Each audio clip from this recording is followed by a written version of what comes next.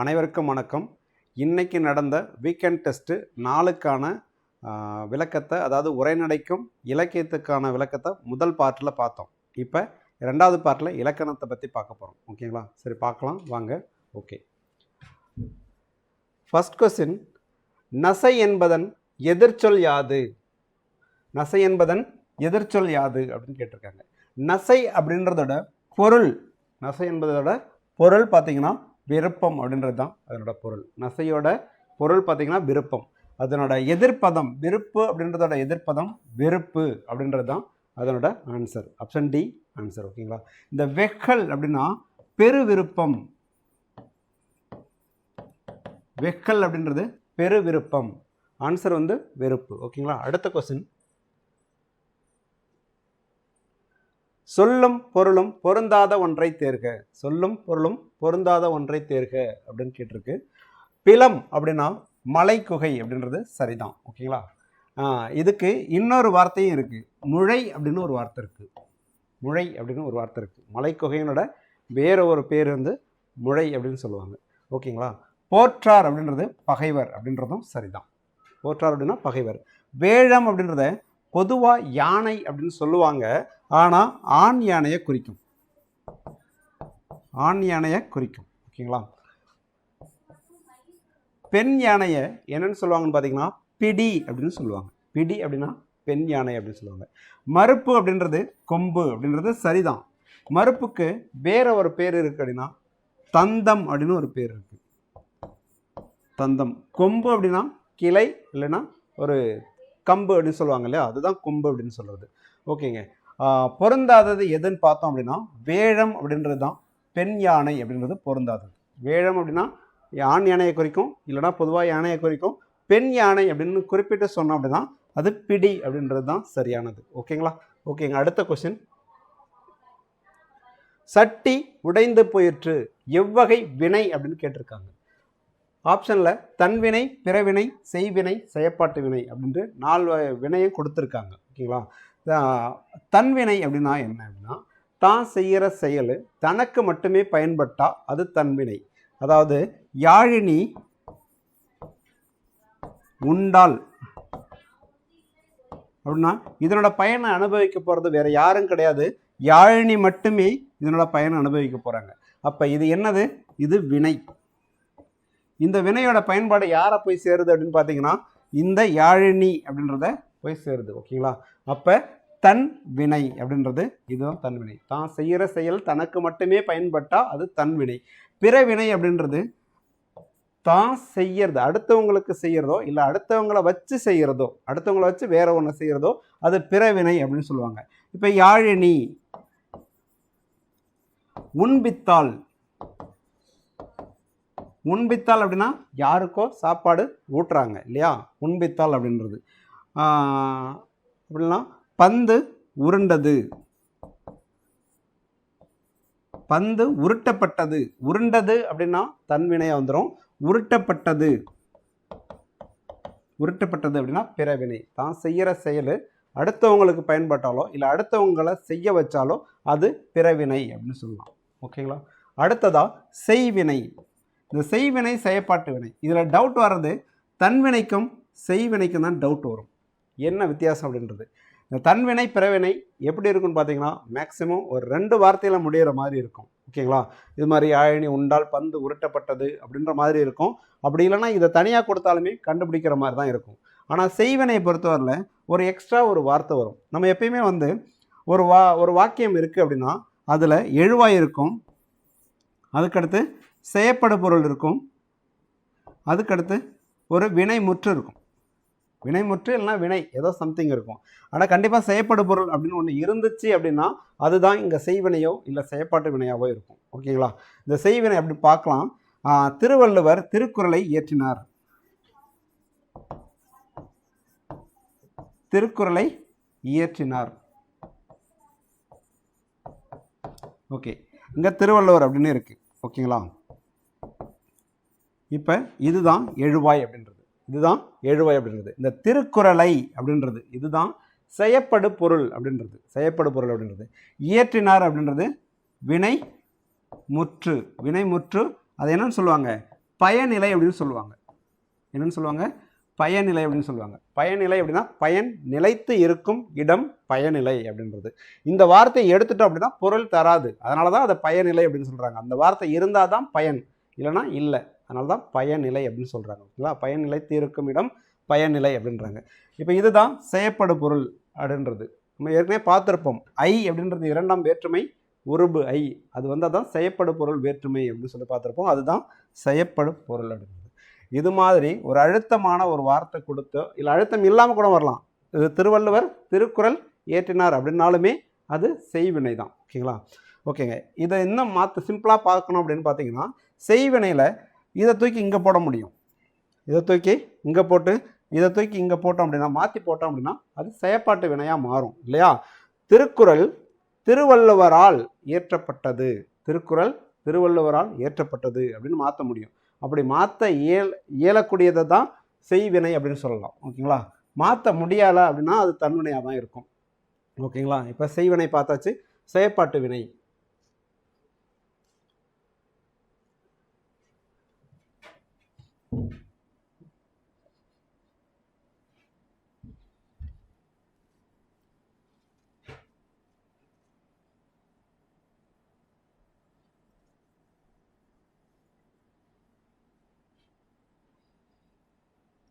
Okay, அழிச்சிட்டாலும் உங்களுக்கு வீடியோவை pass பண்ணி பார்த்தீங்கன்னா பார்க்கலாம் அழிச்சதை. ஓகேங்களா? ஓகேங்க. செயற்பாட்டு வினை அப்படின்றது நம்ம செயற்படு பொருள் அப்படின்னு சொன்னோம் இல்லையா? அந்த செயற்படு பொருள் என்னவாகும் அப்படின்னா, சரி ஓகே, திருவள்ளுவர் திருக்குறளை இயற்றினார் இப்படின்னு இருக்கு. இது செய்வினை அப்படின்னு பார்த்தோம். இந்த இடத்துல போகும்போது என்னவா மாறும்னா எழுவாயா மாறும். இது என்ன? இது செயற்படு பொருள், இது எழுவாய், இது செயற்படு பொருள், இது கிடையாது, இது பயனிலை. ஓகே, இப்போ திருக்குறள் அப்படின்றது என்னவா மாறும்? எழுவாயா மாறும். திருக்குறள் திருவள்ளுவரால்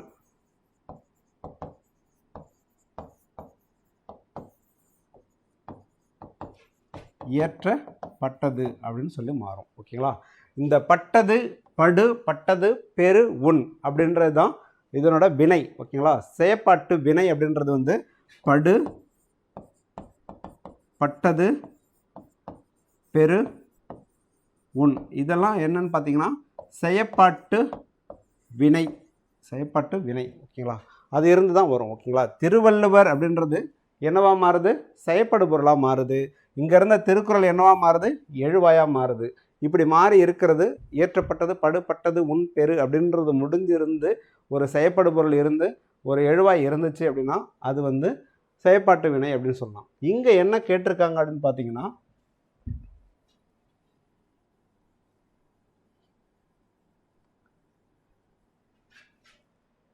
சட்டி உடைந்து போயிற்று அப்படின்னு கேட்டிருக்காங்க. இப்போ நம்ம படு பட்டது பெரு உன் அப்படின்னு சொல்லிட்டு 4 வினை சொல்லியிருந்தோம். என்ன வினை? செய்வினை, செயற்பாட்டு வினை அப்படின்னு செயற்பாட்டு வினைன்னு சொல்லிட்டு ஒரு 4 வினை சொல்லியிருந்தோம். ஆனால் இங்கே எதுவுமே இல்லை. அதில் இருக்கிறது எதுவுமே இங்கே இல்லை. இங்கே என்ன இருக்குது? போயிற்று அப்படின்னு இருக்குது. இப்போ ஆயிற்று, போயிற்று, போனது, இதெல்லாம் வந்து துணை வினைகள். இதெல்லாம் என்ன? துணை வினைகள். துணை வினைகள் அப்படின்னு சொல்லுவாங்க. இந்த துணை வினைகள் எச்சங்களுடன் சேர்ந்து, உடைந்து அப்படின்றது எச்சம், ஏன்னா முடிவு பெறாத ஒரு வார்த்தை. இந்த போயிற்று அப்படின்றது சேர்த்தா தான் உங்களுக்கு சரியாக வரும். உடைந்து அப்படின்றது ஒரு எச்ச சொல். அந்த எச்சங்களுடன் சேர்ந்து என்னவா மாறும்னு பார்த்தீங்கன்னா செயற்பாட்டு வினையாக மாறும். செயற்பாட்டு வினையாக மாறும். உடைந்து போயிற்று அப்படின்றது ஒரு செயற்பாட்டு வினை. அது மாதிரி தான் போனது அப்படின்றது கூட ஒரு வார்த்தை. எச்ச சொல் சேர்ந்தது அப்படின்னா உடைந்து போனது அப்படின்னு சொல்லணும். அப்படின்னா அது செயற்பாட்டு வினை. ஆயிற்று, ஏதோ சம்திங் எச்ச பொருள் சேர்ந்து ஆயிற்று அப்படின்னு வந்துச்சு அப்படின்னா அது செயற்பாட்டு வினை அப்படின்னு சொல்லுவோம். ஓகேங்களா? இதில் செயற்பாட்டு வினையில் இந்த வினை வந்து செய்வினையில் இந்த வினை வந்து செய்கிறவங்கள முதன்மைப்படுத்தும். செயற்பாட்டு வினையில் இந்த வினை வந்து செயற்படு பொருளை முதன்மைப்படுத்தும். செயற்படு பொருள்ன்றது எங்கே இருக்கும்? எழுவாயாக மாறி இருக்கும் இல்லையா? திருக்குறள் திருவள்ளுவரால் இயற்றப்பட்டது அப்படின்னு வரும்போது இந்த திருக்குறள் அப்படின்றது என்னவா மாறும்? எழுவாயா மாறிடும். இது முதல்ல என்னவா இருந்திருக்கணும்? செயற்படு பொருளாக இருந்திருக்கும். அதனால தான் அந்த வினை வந்து செயற்படு பொருளை முதன்மைப்படுத்துது. ஓகேங்களா? ஆயிற்று, போயிற்று, போனது இது எல்லாமே துணை வினைகள். இது வந்து ஒரு எச்ச சொல்லோட சேர்ந்து என்னவா மாறும்னு பார்த்தீங்கன்னா செயற்பாட்டு வினையாக மாறும். ஓகேங்களா? ஓகேங்க. ஆன்சர் வந்து செயற்பாட்டு வினை அப்படின்றது தான் ஆன்சர். ஓகே, அடுத்த கொஸ்டின் போகலாம். இங்கு நகர பேருந்து நிற்குமா என்று வழிப்போக்கர் கேட்பது எவ்வகை வினா அப்படின்னு கேட்டிருக்கு. வினா மொத்தம் எத்தனை வகைப்படும் அப்படின்னு பார்த்தீங்கன்னா 6 வகைப்படும். வினா மொத்தம் 6 வகைப்படும். என்னென்ன அப்படின்னு பார்த்தோன்னா அறிவினா, அறியா வினா, கொளல் வினா, கொடை வினா, ஐய வினா,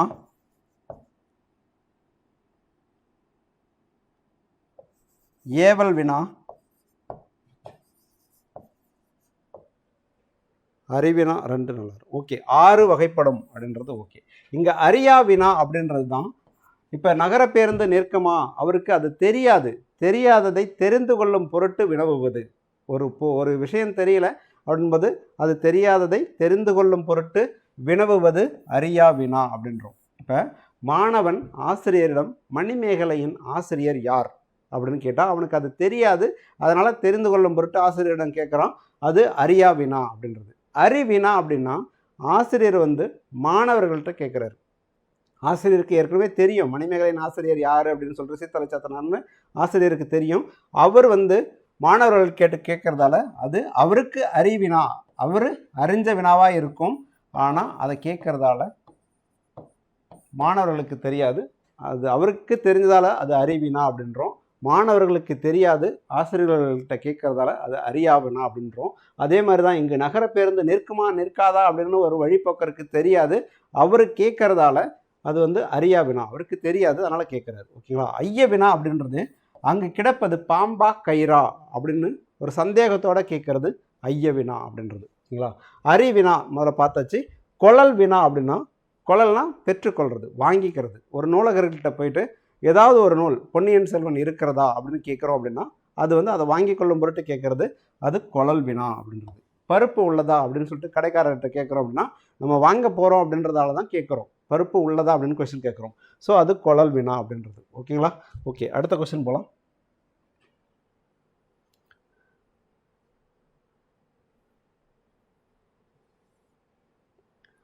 பொறுத்துக ஓர் எழுத்து ஒரு மொழி. கை அப்படின்னா ஒழுக்கம் அப்படின்னு மீனிங். கை அப்படின்னா ஒரு எழுத்து ஒரு மொழியோட பொருள் வந்து ஒழுக்கம். சோ அப்படின்றதோட ஒரு எழுத்து ஒரு மொழி மதில். கூ அப்படின்னா பூமி. பை அப்படின்னா இளமை அப்படின்னு அர்த்தம். 3 4 1 2 3 4 1 2 ஆப்ஷன் சி தான் சரியான ஆன்சர். ஓர் எழுத்து ஒரு மொழி மொத்தம் 42 இருக்குது அப்படின்னு சொல்லிட்டு நன்னூலார் சொல்லியிருப்பார். ஓகேங்களா? அதில் 40 வந்து பார்த்தீங்கன்னா நெடில் எழுத்து, 2 மட்டும் குறில் எழுத்து. அந்த குறில் எழுத்து அப்படின்றது நோ து, இது 2ம் குறில் எழுத்து, மற்ற எல்லாமே வந்து நெடில் எழுத்து. இதில் வந்து நிறைய முரண்பாடுகள் இருக்குது. நிறைய பேர் நிறைய விதமாக சொல்லியிருப்பாங்க, ஒரு எழுத்து ஒரு மொழி இவ்வளோ இருக்குது அவ்வளோ இருக்குது அப்படின்னு சொல்லிட்டு. நம்ம நன்னூலார் சொன்னது 42. ஓகேங்களா? ஓகேங்க, அடுத்த கொஸ்டின் போகலாம். கை ஒழுக்கம், சோ மதில், கு பூமி, பை இளமை. 3 4 1 2. ஓகே, அடுத்த கொஸ்டின் போகலாம். கீழ்காண்பனவற்றுள் குற்றியலுகரம் அல்லாத சொல் எது அப்படின்னு சொல்லி கேட்டிருக்காங்க. அப்போ குற்றியலுகரம் அல்லாத சொல் அப்படின்னா ஈஸியாக தெரிஞ்சுக்கலாம் இதிலேருந்து படித்து பார்க்கும்போது. அது 4த்தையுமே உச்சரித்து பார்த்தோம் அப்படின்னா அமிழ்து, நெஞ்சு, முதுகு, பகு. அந்த பகு அப்படின்னு சொல்லும்போது மட்டும் அந்த உதடுகள் வந்து குவிஞ்சு வரும். அப்படி குவிஞ்சு வந்தாலே தெரியும் அது ஒழுங்காக ஒலிக்குது அப்படின்னு சொல்லிட்டு. குற்றியலுகரம் அப்படின்னா குறுமை கூட்டல் இயல் கூட்டல் உகரம். அதாவது இந்த உகரம் குறைஞ்சு ஒலிக்கிறது தான் குற்றியலுகரம் அப்படின்றது. அதனால தன்னோட மாத்திரை அளவிலிருந்து குறைஞ்சு ஒலிக்கிறது தான் குற்றியலுகரம் அப்படின்றது. அப்போ மாத்திரை அளவு குறைஞ்சிச்சு அப்படின்னா இந்த உதடு வந்து குவியாது, சரியாக குவியாது. இதுவே பாருங்கள் இந்த வார்த்தையை பகு அப்படின்னு சொல்கிறோம். அப்போ அந்த இடத்துல குவியுது. குவியும் போது அது குறைஞ்சு ஒலிக்கலை. குறைஞ்சு ஒலிக்கலை அப்படின்னா அது என்னன்னு சொல்லுவோம் அப்படின்னா முற்றிய லுகரம் அப்படின்னு சொல்லுவோம்.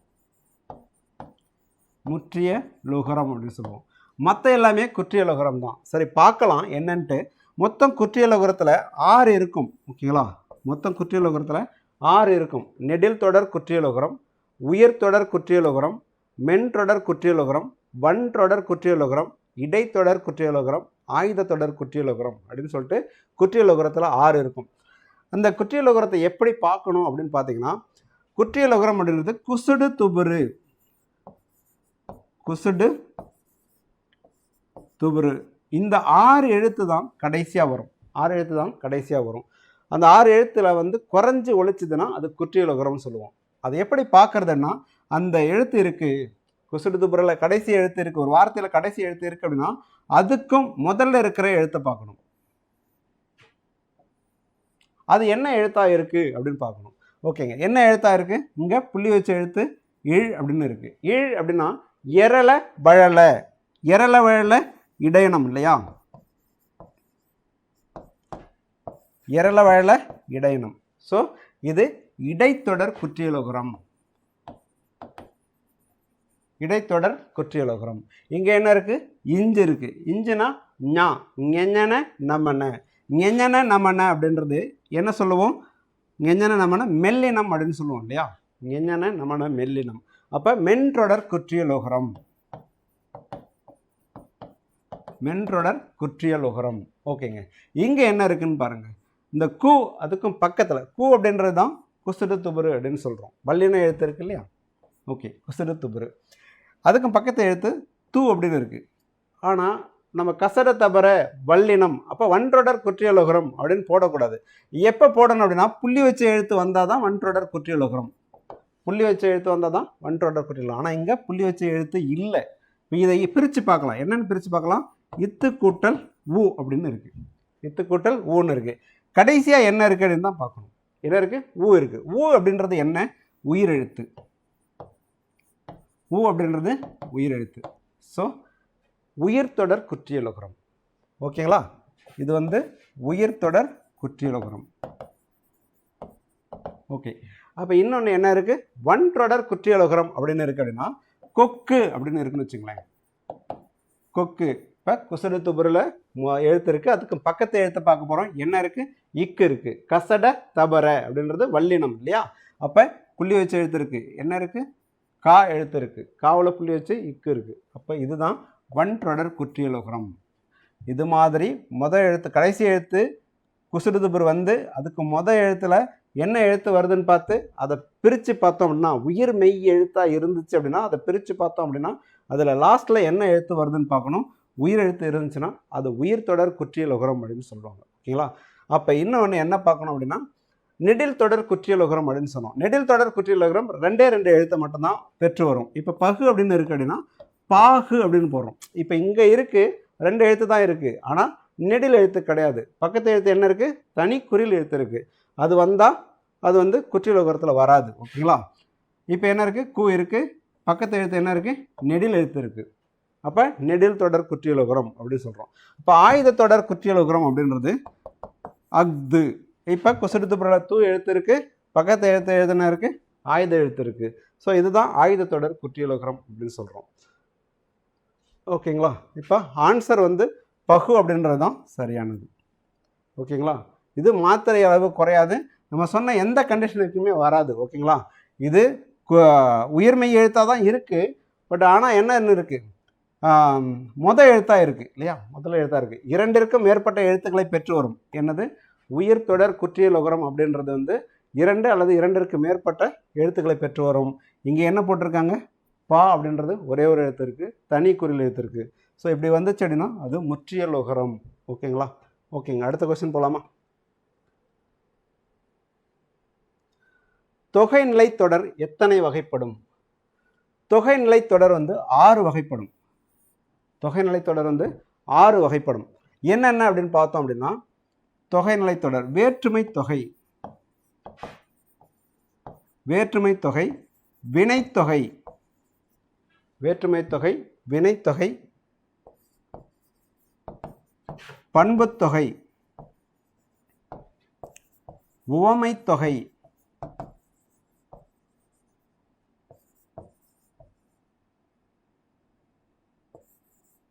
உம்மைத்தொகை, அன்மொழித்தொகை, அன்மொழித்தொகை அப்படின்னு சொல்லிட்டு மொத்தம் 6 வகைப்படும். ஓகே, 6 வகைப்படும். ஓகேங்களா? இதில் இந்த வேற்றுமை தொகை அப்படின்றதுல ஒன்று இருக்கு, உருபும் பயணம் உடன் தொக்க தொகை அப்படின்னு ஒன்று இருக்கு. உருபும் பயணம் உடன் தொக்க தொகை அப்படின்னு ஒன்று இருக்கு. இந்த பண்பு தொகையில் என்ன இருக்கு அப்படின்னு பார்த்தீங்கன்னா இருபெயரட்டு பண்பு தொகை அப்படின்னு ஒன்று இருக்கு.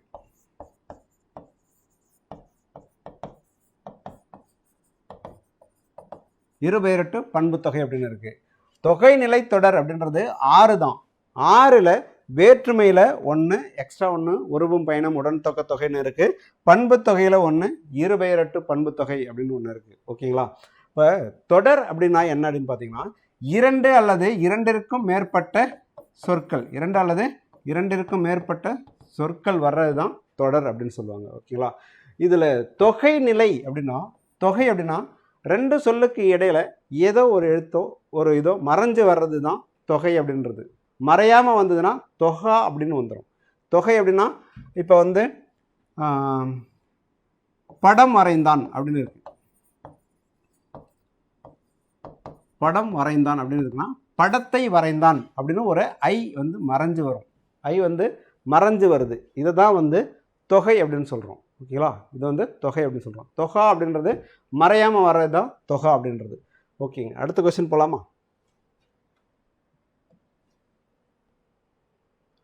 பல பொருள் தரும் ஒரு சொல் என்பது என்ன சொல்லியிருக்காங்க? இயற் சொல், திரிசொல், திசைச்சொல், வடசொல் அப்படின்னு கொடுத்துருக்காங்க. ஓகேங்க, அப்போ நமக்கு சொல் வந்து இலக்கிய வகையால் 4 வகைப்படும், இலக்கண வகையால் 4 வகைப்படும். முதல்ல இலக்கண வகையால் சொல் என்னன்னா பெயர் சொல், வினை சொல், இடைச்சொல், உரிச்சொல் அப்படின்னு இலக்கண வகையால் 4 வகைப்படும் அப்படின்னு சொல்லுவாங்க. இலக்கிய வகையால் 4 வகைப்படும் அப்படின்றது தான் இந்த இயற் சொல், திரிசொல், திசைச்சொல், வடசொல் அப்படின்றது. இது இலக்கிய வகையால் 4 வகைப்படும், இது இலக்கண வகையால் 4 வகைப்படும் அப்படின்னு சொல்கிறாங்க. இப்போ இந்த இடத்துல பல பொருள் தரும் ஒரு சொல் என்பது அப்படின்றது திரிசொல்லை தான் அப்படி சொல்கிறாங்க. ஓகேங்களா? என்னன்னு பார்க்கலாம். திரிசொல் அப்படின்றது 4 வகைப்படும். என்ன அப்படின்னா பெயர் திரிசொல், வினை திரிசொல், இடைத்திரிசொல், உரித்திரிசொல் அப்படின்னு சொல்லிட்டு 4 வகைப்படும். ஓகேங்களா? இது திரிசொல் அப்படின்றது. திரிசொல் அப்படின்னா கற்றவர்கள் மட்டுமே அறிந்து கொள்ளக்கூடியதாகவும் இலக்கியங்களில் மட்டுமே பயின்று வருபவையாகவும் இருக்கும். என்னன்னா படித்தவங்களால தான் தெரிஞ்சிக்க முடியும், அதுக்கடுத்து அது இலக்கியத்தில் தான் அதிகமாக வரும். எடுத்துக்காட்டுக்கு பார்த்தீங்கன்னா வங்கம், அழுவம் இப்படின்ற சொல்லு. இப்போ வந்து உகிர் அப்படின்னா என்ன சொல்லுவோம்? நகம்னு சொல்லுவோம் இல்லையா? பீலி அப்படின்லாம் இருக்கு இல்லையா? அதெல்லாம் வந்து திரிசொல் அப்படின்றது. படித்தவங்களால தான் தெரிஞ்சிக்க முடியும், அது இலக்கியத்தில் தான் அதிகமாக வரும் அப்படின்றது தான் திரிசொல் அப்படின்றது. ஓகேங்களா? அது எத்தனை வகைப்படும்? 4 வகைப்படும். இதுவே இயற் சொல் அப்படின்னா யார் வேணாலும் எளிதில் புரிந்து கொள்ளக்கூடியதாக இருக்கும். மண், நிலம் இப்படிலாம் இருக்கு இல்லையா? அது வந்து இயற் சொல் அப்படின்றது. இயற் சொல்லுமே பார்த்தீங்கன்னா பெயர் இயற் சொல், வினை இயற் சொல், இடை இயற் சொல், உரி இயற் சொல் அப்படின்னு சொல்லிட்டு 4 வகைப்படும். ஓகேங்களா? அதே மாதிரி தான் திரிசொல்லும் 4 வகைப்படும். ஓகே, இப்போ இந்த இடத்துல என்ன சொல்லியிருக்காங்கன்னா பல பொருள் தரும் ஒரு சொல் என்பது அப்படின்னு கேட்டிருக்காங்க. அப்போ இந்த திரிசொல் அப்படின்றத 2 வகையாக பார்க்கலாம். ஒன்று பல பொருள் தரும் ஒரு சொல் அப்படின்னும், ஒரு பொருள் தரும் பல சொல் அப்படின்னு சொல்லிட்டு பார்க்கலாம். ஓகேங்க, பல பொருள் தரும் அப்படின்னு கேட்குறோம். ஒரே ஒரு சொல்லு தான் இதழ் அப்படின்னு இருக்குன்னு வச்சுங்களேன். இதழ் அப்படின்னு இருக்குது. இதழை நம்ம என்னென்னு சொல்லுவோம்? ஒரு உதடுன்னு சொல்லலாம். உதடு, கண் இமை, செய்தித்தாள், பூவின் இதழ். ஓகேங்க, இப்படி வேற பொருள், ஒரே பொருள் கிடையாது, ஒரே மீனிங் கிடையாது. இது ஒரு சொல்லு தான், இதழ் அப்படின்றது ஒரு சொல் தான், ஆனால் அது வேறு வேறு பொருளை குறிக்குது, வேறு வேறு பொருளை குறிக்குது இல்லையா? அதுதான் அங்கே சொல்கிறாங்க. பல பொருளை கொடுக்குது எது? ஒரு சொல் அப்படின்றது. அது என்னன்னு பார்த்தீங்கன்னா திரிசொல் அப்படின்றது தான் ரைட்டு. இதில் இன்னொன்று என்ன கூட சொல்லியிருக்காங்க, இப்போ கப்பல் அப்படின்னு இருக்குது. கப்பல் இது என்னென்னா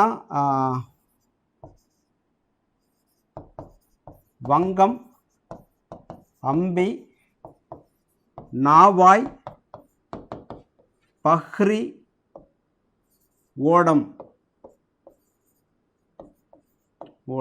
இவ்வளோ வார்த்தை இருந்தாலும் அது என்ன அர்த்தத்தை குறிக்குது? கப்பல் தான் குறிக்குது. நல்லா பாருங்க, இது எல்லாமே ஒரே அர்த்தத்தை தான் குறிக்குது, என்ன குறிக்குது? கப்பல்னு சொல்லுது. ஆனால் இது அப்படி கிடையாது. இதழ் அப்படின்ற வார்த்தை என்னென்ன வேற வேற பொருளை கொடுக்குது, இங்கே வேற வேற பொருளை கொடுக்குது. இந்த வேற எல்லா சொல்லுமே ஒரே பொருள் தான் கொடுக்குது. அதுதான் வேற வேற ரெண்டு விதமாக சொல்கிறாங்க. பல பொருள் தரும் ஒரு சொல் அப்படின்றதும், ஒரு பொருள் தரும் பல சொல் அப்படின்றதும் திரிசொல்லோட ரெண்டு வகை. ஓகேங்களா? இயற் சொல் பார்த்தாச்சு. இப்போ திசை சொல் அப்படின்றது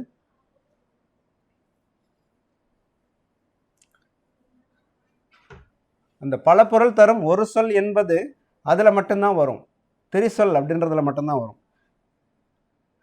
நீங்கள் வேற ஒரு இடத்துல பார்த்துருக்கலாம், உரிசொல் அப்படின்றதுல பல பொருள் தரும் ஒரு உரிசொல், ஒரு பொருள் தரும் பல உரிசொல் அப்படின்னு பார்த்துருப்பீங்க. அது மாதிரி தான். ஓகேங்களா? அதுக்கடுத்து திசைச்சொல் அப்படின்றது வேற ஒரு இடத்துல இருந்து நம்ம நாட்டுக்கு தமிழ்நாட்டுக்கு வந்து வழங்கி வருதல் திசைச்சொல் அப்படின்னு சொல்லுவாங்க. இப்போ பண்டிகை அப்படின்றதும், பண்டிகை, சன்னல், ரயில், இதெல்லாம் வந்து வேற்றுமொழிச்சொல். ஆனால் நம்ம அதை அப்படியே இங்கே பயன்படுத்துகிறோம். ஓகேங்களா? வேறு திசையிலேருந்து வந்த சொற்கள். அதனால் இதை வந்து திசைச்சொல் அப்படின்னு சொல்கிறாங்க. முன்னாடிலாம் என்ன சொல்லுவாங்க அப்படின்னு பார்த்தீங்கன்னா, பாண்டிய நாட்டை தவிர்த்து மற்ற நாடு, சேர நாடு, சோழ நாடு, பல்லவ நாடு, இங்கேருந்து வந்த சொற்களை கூட என்ன சொல்லியிருக்காங்க அப்படின்னா திசைச்சொல் அப்படின்னு சொல்லியிருக்காங்க.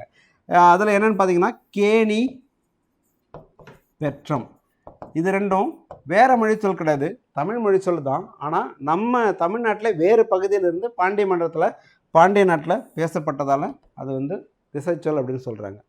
வேறு மொழியிலிருந்து வந்து இங்கே வழங்கி வர்றது, வடசொல் தவிர்த்து வேறு மொழியிலேருந்து இங்கே வந்து வழங்கி வர்றது என்ன சொல்கிறாங்க அப்படின்னா திசைச்சொல் அப்படின்னு சொல்கிறாங்க. அதுக்கு எடுத்துக்காட்டு பண்டிகை, சன்னல், ரயில், இதெல்லாம் எடுத்துக்காட்டாக சொல்லலாம். இந்த கேணி, பெற்றம் அப்படின்றது தமிழ்நாட்டில் வழங்கி வந்த சொற்கள் தான். ஆனால் அது பாண்டிய மண்டலத்தில் வழங்கப்படலை, வேறு இடத்துலேருந்து வந்து பாண்டிய மண்டலத்தில் வழங்கினதால் அதையும் என்ன சொல்கிறாங்க திசைச்சொல் அப்படின்னு சொல்கிறாங்க. ஓகேங்க. அடுத்ததாக வடசொல் அப்படின்றது வடமொழியிலிருந்து வந்து இங்கே வழங்கி வர்றது. வடமொழியில் எப்படி யூஸ் பண்ணாங்களோ அதே மாதிரி யூஸ் பண்ணுறது வடசொல்.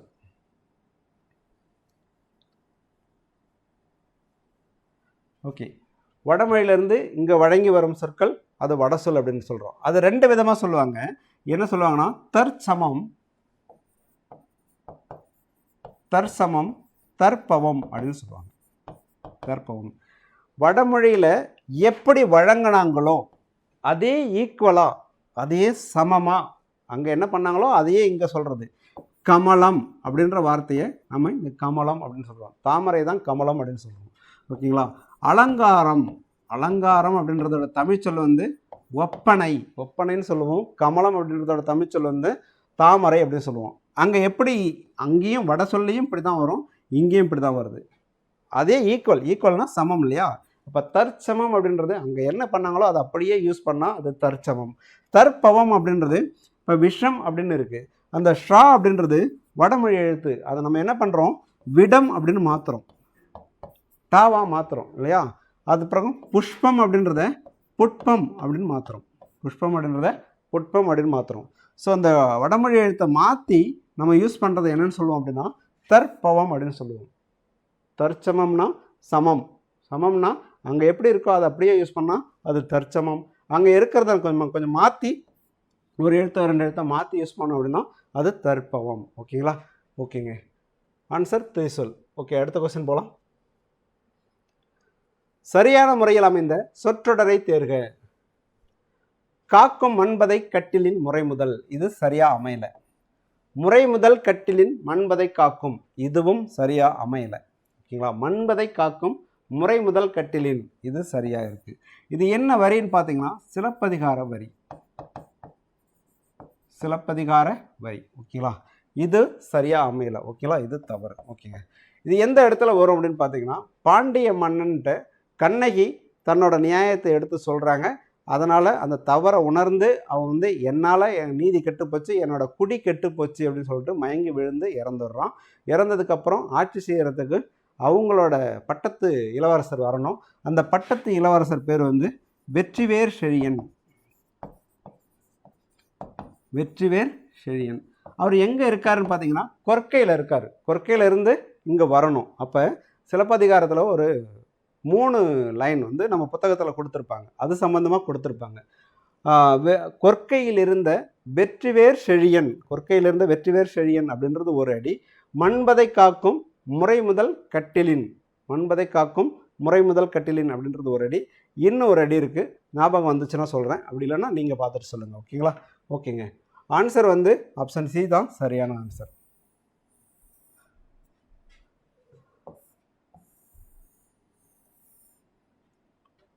ஓகே, ஆப்ஷன் சி தான் சரியான ஆன்சர். ஓகே, அடுத்த கொஸ்டின் போகலாம். வானரங்கள் கனி கொடுத்து மந்தியோடு கொஞ்சம் மந்தி சிந்து கனிகளுக்கு வான்கவிகள் கெஞ்சும். இது வந்து தெரிகூட ராசப்ப கவிராயர் இயற்றின திருக்குற்றால குறவஞ்சி அப்படின்ற நூலிலிருந்து எடுக்கப்பட்ட ஒரு வரி தான். இதில் இருக்கிற தொடை நயம் எதுன்னு கேட்குறாங்க. இவ்வடிகளில் பயின்று வந்தால தொடை நயம் எதுன்னு கேட்குறாங்க. நம்மளுக்கு தெரியும் தொடை 8 வகைப்படும் அப்படின்னு தெரியும். ஓகேங்களா? தொடை 8 வகைப்படும். ஓகேங்களா? அந்த டீட்டெயிலுக்குள்ளே போக வேண்டாம். இதில் இருக்கிறத மட்டும் என்னன்னு பார்க்கலாம். ஓகே, இங்கே கெஞ்சம் கொஞ்சம் கெஞ்சம் அப்படின்னு கொடுத்துருக்காங்க. ஒரு அடியில் இருக்கிற இறுதி எழுத்தோ அசையோ சொல்லோ, அதாவது சீரோ, ஒரு அடியில் இருக்கிற இறுதி ஒரு அடியின் இறுதியில் இருக்கிற எழுத்தோ அசையோ சொல்லோ. எழுத்து அப்படின்னா 1 மட்டும் சொல்கிறது. எழுத்து அப்படின்னா 1 மட்டும் சொல்கிறது. இதுவே வந்து இங்கே என்னன்னு பாருங்கள், இது ஒரு சீர், இது ஒரு சீர். இப்படி ஒரு சீரோ அல்லது அசை எப்படி சொல்லுவாங்க, நேரசை நிறையசைன்னு சொல்லுவாங்க. இது இப்படி எதுவாக இருந்தாலும் சரி தான், கடைசியில் ஒரே மாதிரி வந்துச்சுன்னா, ஒரு அடியிலையும் ஒரே மாதிரி வந்துச்சுன்னா அதை வந்து என்ன சொல்லுவாங்கன்னா எய்புன்னு சொல்லுவாங்க. ஓகேங்களா? இதுவே சீர்லேயும் வரலாம். மேலே இருக்கிற 4 சீர்லேயுமே அப்படி வரலாம். அதாவது இங்கே இம்முன்னு வந்துச்சு அப்படின்னா இங்கேயும் இம்முன்னு வரலாம், இங்கேயும் இம்முன்னு வரலாம், இங்கேயும் இம்முன்னு வரலாம். இல்லை 1 விட்டு 1 வரலாம். அது நிறையா இருக்குது. தொடை விகற்பங்கள் அப்படின்னு சொல்லிட்டு இருக்குது இல்லையா? ஒரு 7 இருக்கும். அது வந்து மொத்தம் 35. பட் தொடை விகற்பம் அப்படின்றது 7 தான். அதுவுமே வந்து எய்பு தான். ஓகேங்களா? 2 அடி எய்புன்னு இருக்குது, சீர் எய்புன்னு இருக்குது. ஓகேங்களா? ஓகேங்க. எதுகை அப்படின்னா என்ன அப்படின்னா, முதல் எழுத்து அளவொத்து நிற்க 2ஆம் எழுத்து ஒன்றி வருதல். முதல் எழுத்து அளவொத்து நிற்க 2ஆம் எழுத்து ஒன்றி வருதல் அப்படின்னு சொல்லிட்டு அதுதான் வந்து எதுகைன்னு சொல்லுவாங்க. அது என்ன முதல் எழுத்து அளவொத்து நிற்க அப்படின்னா, இப்போ வாங்கும் அப்படின்னு இருக்கு, வாங்கும் அப்படின்னு இருக்கு. இங்கே வந்து ஒரு எக்ஸாம்பிளுக்கு சொல்கிறேன், ஓங்கும் அப்படின்னு இருக்கு. ஓகேங்களா? இந்த வா அப்படின்றது நெடில் எழுத்து இல்லையா? இந்த போ அப்படின்றது நெடில் எழுத்து. இப்படி இருந்து இந்த இடத்துல இங்குன்னு வந்துச்சு, 2ஆவது எழுத்து ஒன்றி வந்துச்சு அப்படின்னா எதுகைனா தெரியும் 2ஆம் எழுத்து ஒன்றி வருதல் அப்படின்னு சொல்லிட்டு. முதல் எழுத்து அளவொத்து நிற்க 2ஆம் எழுத்து ஒன்றி வருதல் எதுகை அப்படின்னு பார்க்குறோம். அது 2ஆம் எழுத்து இங்கு வருது, இங்கு வருது, ஒன்றி வருது. முதல் எழுத்து அளவொத்து நிற்குன்னா இங்கேயும் நெடில் இருக்குது, இங்கேயும் நெடில் இருக்குது. அப்படி இருந்தால் எதுகை, அப்படி இல்லைனா எதுகை கிடையாது அப்படின்னு சொல்லி சொல்கிறாங்க. ஓகேங்களா? அப்போ இங்கே குறில் வந்தால் இங்கே குறில் வரணும், 2ஆம் எழுத்து ஒன்றி வரணும். அப்படி வந்துச்சுன்னா அது எதுகை. ஓகேங்களா? ஓகேங்க. அது சீர் எதுகையாகவும் இருக்கலாம், அடி எதுகையாகவும் இருக்கலாம். அதுக்கடுத்துதான் மோனை. மோனைன்றது முதல் எழுத்து ஒன்றி வருதல், அதுதான் மோனை அப்படின்னு சொல்லுவோம். முதல் எழுத்து ஒன்றி வருதல், அவ்வளோதான். அதுக்கு பெருசாக எக்ஸ்பிளைன்லாம் பண்ண வேணாம். இப்போ இங்கே மா அப்படின்னு வருதுன்னா இதுலேயுமே வந்து மா அப்படின்னு வரணும். அப்படி வந்துச்சு அப்படின்னா அது வந்து அடி மோனை அப்படின்னு சொல்லுவாங்க. இந்த இடத்துல மா வந்து இதில் வந்து மா வந்திருக்கு பார்த்தீங்களா? மா அப்படின்னு இருந்துச்சு அப்படின்னா இதை வந்து என்ன சொல்லுவாங்க, பொழிப்பு மோனை அப்படின்னு சொல்லுவாங்க. 1, 2ல் இருந்தால் இணை மோனைன்னு சொல்லுவாங்க. 1, 2, 3ல் இருந்தால் கூழை மோனைன்னு சொல்லுவாங்க. 1, 4ல் இருந்தால் ஒருவன்னு சொல்லுவாங்க. அப்புறம் இன்னமும் இருக்குது. ஓகே, மேற்கதுவாய் கீழ்கதுவாய் அப்படின்னு இருக்குது. சரி, ஓகே, அது தேவையில்லை. ஓகேங்களா? மோனை அப்படின்னா முதல் எழுத்து ஒன்றி வருதல். முரண் அப்படின்னா நம்மளுக்கு கொடுக்கப்பட்டிருக்குல 2 இரண்டு சீர்கள் வந்து முரண்பட்டு வருதல், இரண்டு சீர்கள் வந்து முரண்பட்டு வந்துச்சு அப்படின்னா அது வந்து முரண் தொடை அப்படின்னு சொல்லுவாங்க. அல்லும் பகலும், காலை மாலை, இன்பம் துன்பம் அப்படின்லாம் வந்துச்சுன்னா அது முரண் அப்படின்னு சொல்லுவாங்க. முரணில் வந்து அடிமுரண் இருக்குது, சீர்முரண் இருக்குது. ஓகேங்களா? ஓகேங்க, அடுத்த கொஸ்டின் போகலாம். பொறுத்துக. உறுதுயர். உறுதுயர் அப்படின்றது வினைத்தொகை. சரியா, நேராக தான் இருக்குது. ஓகேங்களா? அதாவது வினைத்தொகை அப்படின்னா என்னன்னு பார்த்தோம், காலம் கறந்த பெயரச்சம். காலம் கறந்த பெயரச்சம். கறந்த அப்படின்னா மறைந்த அப்படின்னு மீனிங் இருக்குது அப்படின்னு முதல்ல சொல்லியிருக்கோம். ஓகேங்களா? காலம்னா மறைந்த. எது கறந்த? காலம். அப்போ காலம் மறைஞ்சு வந்த பெயரச்சத்தை தான் நம்ம வினைத்தொகை அப்படின்னு சொல்கிறோம். அப்போ என்ன சொல்கிறோம், வினைத்தொகைனாலும் பெயரச்சம்னாலும் ஒன்று தான். பெயரச்சத்தில் காலம் வெளிப்படையாக வரும், வினைத்தொகையில் வந்து காலம் வெளிப்படையாக வராது. ஓகேங்களா? உறுதுயர் அப்படின்னா உற்ற துயர். பாருங்க, உற்ற துயர், உருகின்ற துயர், உறும் துயர் அப்படின்னு இருக்கு. இப்போ உற்ற ஆன்னு முடிஞ்சு உம்முன்னு முடியுதா? ஆவும் உம்மும் பெயரச்ச விகுதி. ஆ உம் இது ரெண்டும் பெயரச்ச விகுதி. இது ரெண்டும் பெயரச்ச விகுதி அப்படின்றோம். அப்போ காலம் வெளிப்படையாக உற்ற அப்படின்றது இறந்த காலம், உருகின்ற அப்படின்றது நிகழ்காலம், உறும் அப்படின்றது எதிர்காலம். அப்படி காலம் வெளிப்படையாக வந்து அடுத்து ஒரு பெயர்ச்சொல் வந்துச்சுன்னா அது பெயரெச்சம். பெயரை கொண்டு முடியும் எச்சம் பெயரெச்சம். அதுவே மறைஞ்சு வந்துச்சு அப்படின்னா, அந்த காலம் மறைஞ்சு வந்துச்சுன்னா அது வினைத்தொகை அப்படின்னு சொல்கிறோம். ஓகேங்களா? இது சரியாக தான் இருக்குது. ஏ, இது வந்து ஏ. ஓகே, அதுக்கடுத்து கை தொழுது. கை தொழுது, கையால் தொழுது அப்படின்னு அர்த்தம். கையால் தொழுது. அப்போ ஆள் அப்படின்ற ஒரு உருவு மறைஞ்சு வருது. ஆள் அப்படின்னா மூன்றாம் வேற்றுமை உருவு. ஆள், ஆண், ஒடு, ஓடு அப்படின்றது மூன்றாம் வேற்றுமை உருவு. ஸோ மூன்றாம் வேற்றுமை தொகை. அப்போ தொகைன்னா என்ன சொன்னோம், மறைஞ்சு வரும் அப்படின்னு சொல்லியிருக்கோம் இல்லையா? இப்போ மறைஞ்சு வருது மூன்றாம் வேற்றுமை தொகை அப்படின்றது சரி. ஓகேங்களா? பிறவி இருள். பிறவி இருள் அப்படின்றது உருவகம். உருவகமும் ஓமை தொகையிலையும் என்ன இருக்குன்னு பார்த்தீங்கன்னா, ஒன்று ஓமை இருக்கும், ரெண்டாவது உவமேயம் இருக்கும். உவமேயம் அப்படின்னா பொருள். உவமேயம்னா பொருள். ஓமை அப்படின்னா ஓமை தான். ஒரு பொருளை நம்ம வேற ஒரு பொருளோட கம்பேர் பண்ணும்போது அந்த பொருள் நமக்கு சொல்கிற பொருளை விட இன்னொரு பொருள், ஒப்புமைப்படுத்துகிற பொருள் வந்து கொஞ்சம் மேம்பட்டதாக இருந்துச்சு அப்படின்னா அதுதான் ஓமை அப்படின்னு சொல்கிறது. ஓமை அப்படின்னு சொல்கிறது. இங்கே பாருங்கள், ஆப்ஷன் டி பாருங்கள், மறைமுகம் அப்படின்னு இருக்குது. மறைமுகம்னா தாமரை முகம் அப்படின்னு அர்த்தம். தாமரை முகம். அப்போ தாமரை போன்ற முகம் அப்படின்றோம். தாமரை போன்றன்னா முகத்தை விட இதை சிறப்புப்படுத்தி சொல்கிறதுக்காக, ஒரு மலர்ந்த முகம் அப்படின்னு சொல்கிறதுக்காக தான் தாமரை போன்ற முகம் அப்படின்றோம். இதுதான் உவமேயம். உவமேயம் இது ஓமை.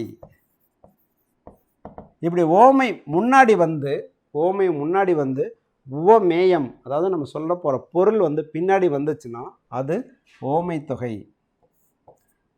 பாருங்க, இது ஓமை தொகை.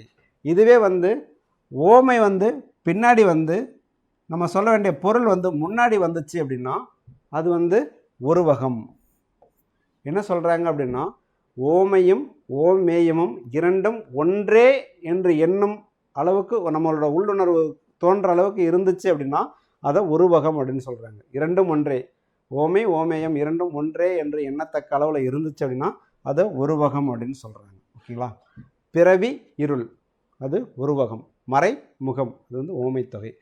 என்னன்னா 1 2 4 3 ஆன்சர். 1 2 4 3 ஆப்ஷன் பி சரியான ஆன்சர். Sorry, 1 2 4 3 option C. 1 2 4 3. ஓகேங்க, அடுத்த கொஸ்டின். விடைக்கேற்ற வினாவை தேர்க. ஒரு டைம் சொல்லியிருப்போம், விடையில் வந்து எந்த இடத்துல அழுத்தம் இருக்கோ அதுதான் கேள்வியில் பிரதிபலிக்கும் அப்படின்னு சொல்லிட்டு செகண்ட் டெஸ்ட்டில் சொல்லியிருப்பேன். 3வது டெஸ்ட்டில் அது மாதிரியான ஒரு அழுத்தம் வந்திருக்காது. ஆனால் அதில் ஒரு என்ன சொல்லியிருப்பாங்க அப்படின்னா, முன்னாடி வர்ற வார்த்தைக்கும் அடுத்து லாஸ்ட் வர வார்த்தைக்கும் ஒரு தொடர்பு இருக்கும். இங்கே என்ன இருக்குன்னு பார்க்கலாம். ஓகேங்க, ஒயிலாட்டத்தில் விடை பார்க்குறோம். ஒயிலாட்டத்தில் தோளால் கட்டப்பட்ட குடம், தவில், சிங்கி, டோலக், தப்பு அப்படின்னு நிறைய இசைக்கருவிகளை பற்றி சொல்லியிருக்காங்க. ஒயிலாட்டத்தில் தோளால் கட்டப்பட்ட குடம், தவில், சிங்கி, டோலக், தப்பு போன்ற இசைக்கருவிகள் பயன்படுத்தப்படுகின்றன அப்படின்னு சொல்கிறாங்க. இப்போ நிறைய சொல்லியிருக்காங்க. அதுதான் இங்கே பாருங்கள், ஆப்ஷன் ஏ, ஒயிலாட்டத்தில் எந்த இசைக்கருவிகள் பயன்படுத்தப்படுகிறது அப்படின்னு கேட்டிருக்காங்க. இங்கே என்ன கேட்டிருக்காங்க, எந்த அப்படின்னு கேட்டிருக்காங்க. எந்த அப்படின்னா ஒரே ஒரு பொருளை குறிக்கிற மாதிரி தான் இருக்குது, ஒரே ஒரு பொருளை கேட்குற மாதிரி தான் இருக்குது. ஸோ அதனால் இது வராது. ஓகேங்களா, எந்த அப்படின்றது ஒரே பொருளை குறிக்கிறதால அங்கே என்ன கொடுத்துருக்காங்க, குடம், தவில், சிங்கி, டோலக், தப்பு அப்படின்னு நிறைய கொடுத்துருக்காங்க. ஸோ அது கிடையாது. செகண்ட் பாருங்கள், ஒயிலாட்டத்தில் எந்தெந்த இசைக்கருவிகள் பயன்படுத்தப்படுகின்றன, இது சரியாக இருக்கலாம். ஓகேங்களா, சரியாக இருக்கலாம். அடுத்ததா, ஒயிலாட்டத்தில் எவ்வாறான இசைக்கருவிகள் பயன்படுத்தப்படுகின்றன அப்படின்னு கேட்குறாங்க. இந்த எவ்வாறான அப்படின்றது அதனோட அமைப்பை பற்றி கேட்குறது, அதனோட அமைப்பை பற்றி சொல்கிறது. ஸோ அங்கே அமைப்பை பற்றிலாம் ஒன்றும் இல்லை. அந்த ஒயிலாட்டத்தில் நிறைய இசைக்கருவிகள் பயன்படுத்துகிறாங்க அப்படின்னு மட்டும்தான் சொல்கிறாங்க. ஸோ இது வர்றதுக்கான வாய்ப்பு இல்லை. ஒயிலாட்டத்தில் எதற்கான இசைக்கருவிகள் பயன்படுத்தப்படுகின்றன, இந்த கேள்வியே தப்பு. எதற்கான அப்படின்றது காரணம் வந்து அப்படி கேட்கக்கூடாது. ஒயிலாட்டத்தில் எதற்காக இசைக்கருவிகள் பயன்படுத்தப்படுகிறது அப்படின்னா பரவாயில்ல, எதற்கான இசைக்கருவிகள் அப்படின்றது தவறு. ஓகேங்களா, ஆப்ஷன் பி தான் சரியானது. ஒயிலாட்டத்தில் எந்தெந்த இசைக்கருவிகள் பயன்படுத்தப்படுகிறது அப்படின்றது தான் சரியானது. ஓகே, அடுத்த கொஸ்டின் போகலாம். காலத்தினால் செய்த நன்றி சிறிதெனினும் ஞாலத்தின் மானப்பெரிது. இக்குறளின் ஈற்றுச்சீரின் வாய்ப்பாடு எது அப்படின்னு கேட்குறாங்க. வாய்ப்பாடில் இப்பு இல்லை பாருங்க. ஏன் இல்லை அப்படின்னா இது வந்து மூன்றாம் வேற்றுமை தொகை. வாயால் பாடு அப்படின்னு வர்றதால மூன்றாம் வேற்றுமை தொகையில் வல்லினம் மிகாது. ஓகேங்களா, ஓகேங்க. இப்போ என்ன சொல்லியிருக்காங்க, வாய்ப்பாடு எதுன்னு கேட்டிருக்காங்க. எது கேட்டிருக்காங்க, ஈற்றுச்சீருன்னு கேட்டிருக்காங்க. இக்குறளோட ஒரு சீர் அப்படின்றது ஒரு சொல் மாதிரி இருக்கும். இது ஒரு சீர், இது ஒரு சீர். மொத்தம் திருக்குறளில் 7 சீர் இருக்கும் இல்லையா. 7 சீரில் இறுதி சீர் எதுன்னு பார்த்தோம் அப்படின்னா அதுதான் பெரிது அப்படின்றது தான் இறுதி சீர். ஓகே, இறுதி சீரோட வாய்ப்பாடு பார்ப்போம். ஓகே, பார்க்குறதுக்கு நம்ம அசை பிரிக்கணும் இல்லையா. நேரசை, நிறையசை அப்படின்னு 2 இருக்கும் இல்லையா. இப்போ இரு குரில் இணைஞ்சு வந்தால் அது நிறையசை. பேசிக்காக எடுக்கணும்னா கொஞ்சம் லெங்க்த்தியாக போகும். ஸோ இரு குரில் இணைஞ்சு வருது, அது நிறையசை அப்படின்னு போடுறோம். ஓகேங்க, இங்கே என்ன சொல்கிறாங்க அப்படின்னா ஒரு வெண்பாவோட இறுதி அடியில் இருக்கிற இறுதி சீர். வெண்பாவில் எத்தனை அடி வேணாலும் இருக்கலாம், அதாவது அவங்க சொல்கிற லிமிட்டேஷனுக்கு உட்பட்டு எத்தனை அடி வேணாலும் இருக்கலாம். அதனோட கடைசி அடி எப்படி இருக்குன்னா 3 சீராக இருக்கும். இறுதி அடியின் இறுதி சீர் எப்படி இருக்கும், இறுதி அடி 3 சீராயும் ஏனைய அடிகள் 4 சீர்களாயும் இருக்கும் அப்படின்னு பார்த்துருப்போம். அதில் கடைசி சீர், அதாவது கடைசி இறுதி சீர் எப்படி முடியும்னு பார்த்தீங்கன்னா ஒன்று நேரசையில் முடியும், இல்லைன்னா நிறையசையில் முடியும். இப்போ என்னென்னு முடிஞ்சிருக்கு, நேரசையில் முடிஞ்சிருக்கு அப்படின்னு பார்த்தா எக்ஸ்ட்ரா ஒரு எழுத்து இருக்குது. வெண்பாவோட இறுதி அடியில் இருக்கிற இறுதி சீர்ன்றது இதுதான். இறுதி சீர் எப்படி இருக்குன்னா ஒன்று நேரசையில் இருக்கும், இல்லைன்னா நிறையசையில் இருக்கும் அப்படின்னு சொல்கிறோம். இங்கே என்னன்னு பார்த்தீங்கன்னா நிறை அப்படின்னு இருக்குது, ஆனால் எக்ஸ்ட்ரா ஒரு வார்த்தை இருக்குது. அப்போ நம்ம எது பார்க்கலாம், வாய்ப்பை இது அழகிட்டு பார்க்கலாம் இல்லையா. அழகிட்டு பார்த்தோம்னா நேர் அப்படின்னு வரும். இப்படி வரக்கூடாது. ஏன்னா நம்ம தான் சொல்கிறோம் இல்லையா, வெண்பாவோட இறுதி அடியில் இருக்கிற இறுதி சீர் ஒன்று நேரசையாக இருக்கணும், இல்லைன்னா நிறையசையாக இருக்கணும். 2ல் ஒன்று தான் இருக்கணும். ஆனால் இங்கே எக்ஸ்ட்ரா ஒரு எழுத்து இருக்குது. ஸோ அந்த எழுத்துக்காக நம்ம என்ன பண்ணுறோம் அப்படின்னா பூ அப்படின்னு ஒரு வார்த்தையை பூ அப்படின்னு ஒரு எழுத்து சேர்த்துக்கிறோம். அப்போ என்ன வருது, நிறைவு அப்படின்னு வருது இல்லையா, நிறைவு அப்படின்னு வருது. ஓகேங்க, இதுதான் நம்ம கண்டுபிடிச்சிருக்கிறது. ஓகேங்களா, இதுவே இங்கே நேர்னு வந்து இங்கே ஒரு எக்ஸ்ட்ரா ஒரு எழுத்து இருந்துச்சு அப்படின்னா அதுவும் வந்து குசுடு துபுரு அப்படின்னு சொல்லி இருந்தால் மட்டும்தான். குசுடு துபுருன்னு இருந்துச்சு அப்படின்னா அது வந்து என்னென்னு சொல்லுவோம், நேர்பு அப்படின்னு சொல்லுவோம். ஓகே, இதில் வந்து நாள் அப்படின்றதுக்கு என்னன்னு சொல்லணும்னா இது வந்து லாஸ்ட்டில் இந்த இடத்துல நேர் அப்படின்னு வந்துச்சுன்னா நாள் அப்படின்ற வாய்ப்பாடை கொடுக்க போகிறோம். இந்த இடத்துல நிறை, இது பாருங்கள், இது அசை பிரித்தா நிறைன்னு தான் வரும். ஓகேங்களா, இது அசை பிரித்தா நேர் அப்படின்னு தான் வரும். ஓகே, நிறை அப்படின்றோம். இப்போ இது நிறைன்னு வந்துச்சுன்னா இந்த இடத்துல நிறைன்னு வந்துச்சுன்னா வாய்ப்பாடு என்ன, மலர். இந்த இடத்துல நேர் அப்படின்னு வந்துச்சுன்னா வாய்ப்பாடு என்ன? நாள். ஓகேங்களா? காசு அப்படின்றது நேர்பு. நமக்கு இதை அசை பிரிக்கும் போது நேர்பு அப்படின்னு வந்துச்சுன்னா காசுன்னு போட போகிறோம். ஆனால் நம்மளுக்கு என்ன வந்திருக்கு? நிறைவு அப்படின்னு வந்திருக்கு. நிறைவுன்னு வந்திருக்கிறதால பிறப்பு அப்படின்றோம். இதனோட வாய்ப்பாடு பிறப்பு. ஓகேங்களா? இதை அசை பிரித்து பார்த்ததில் கிடைச்சது நிறைவு. நிறைவுக்கான வாய்ப்பாடு வந்து பிறப்பு. ஓகேங்களா? ஓகேங்க, அடுத்த கொஸ்டின் போகலாம்.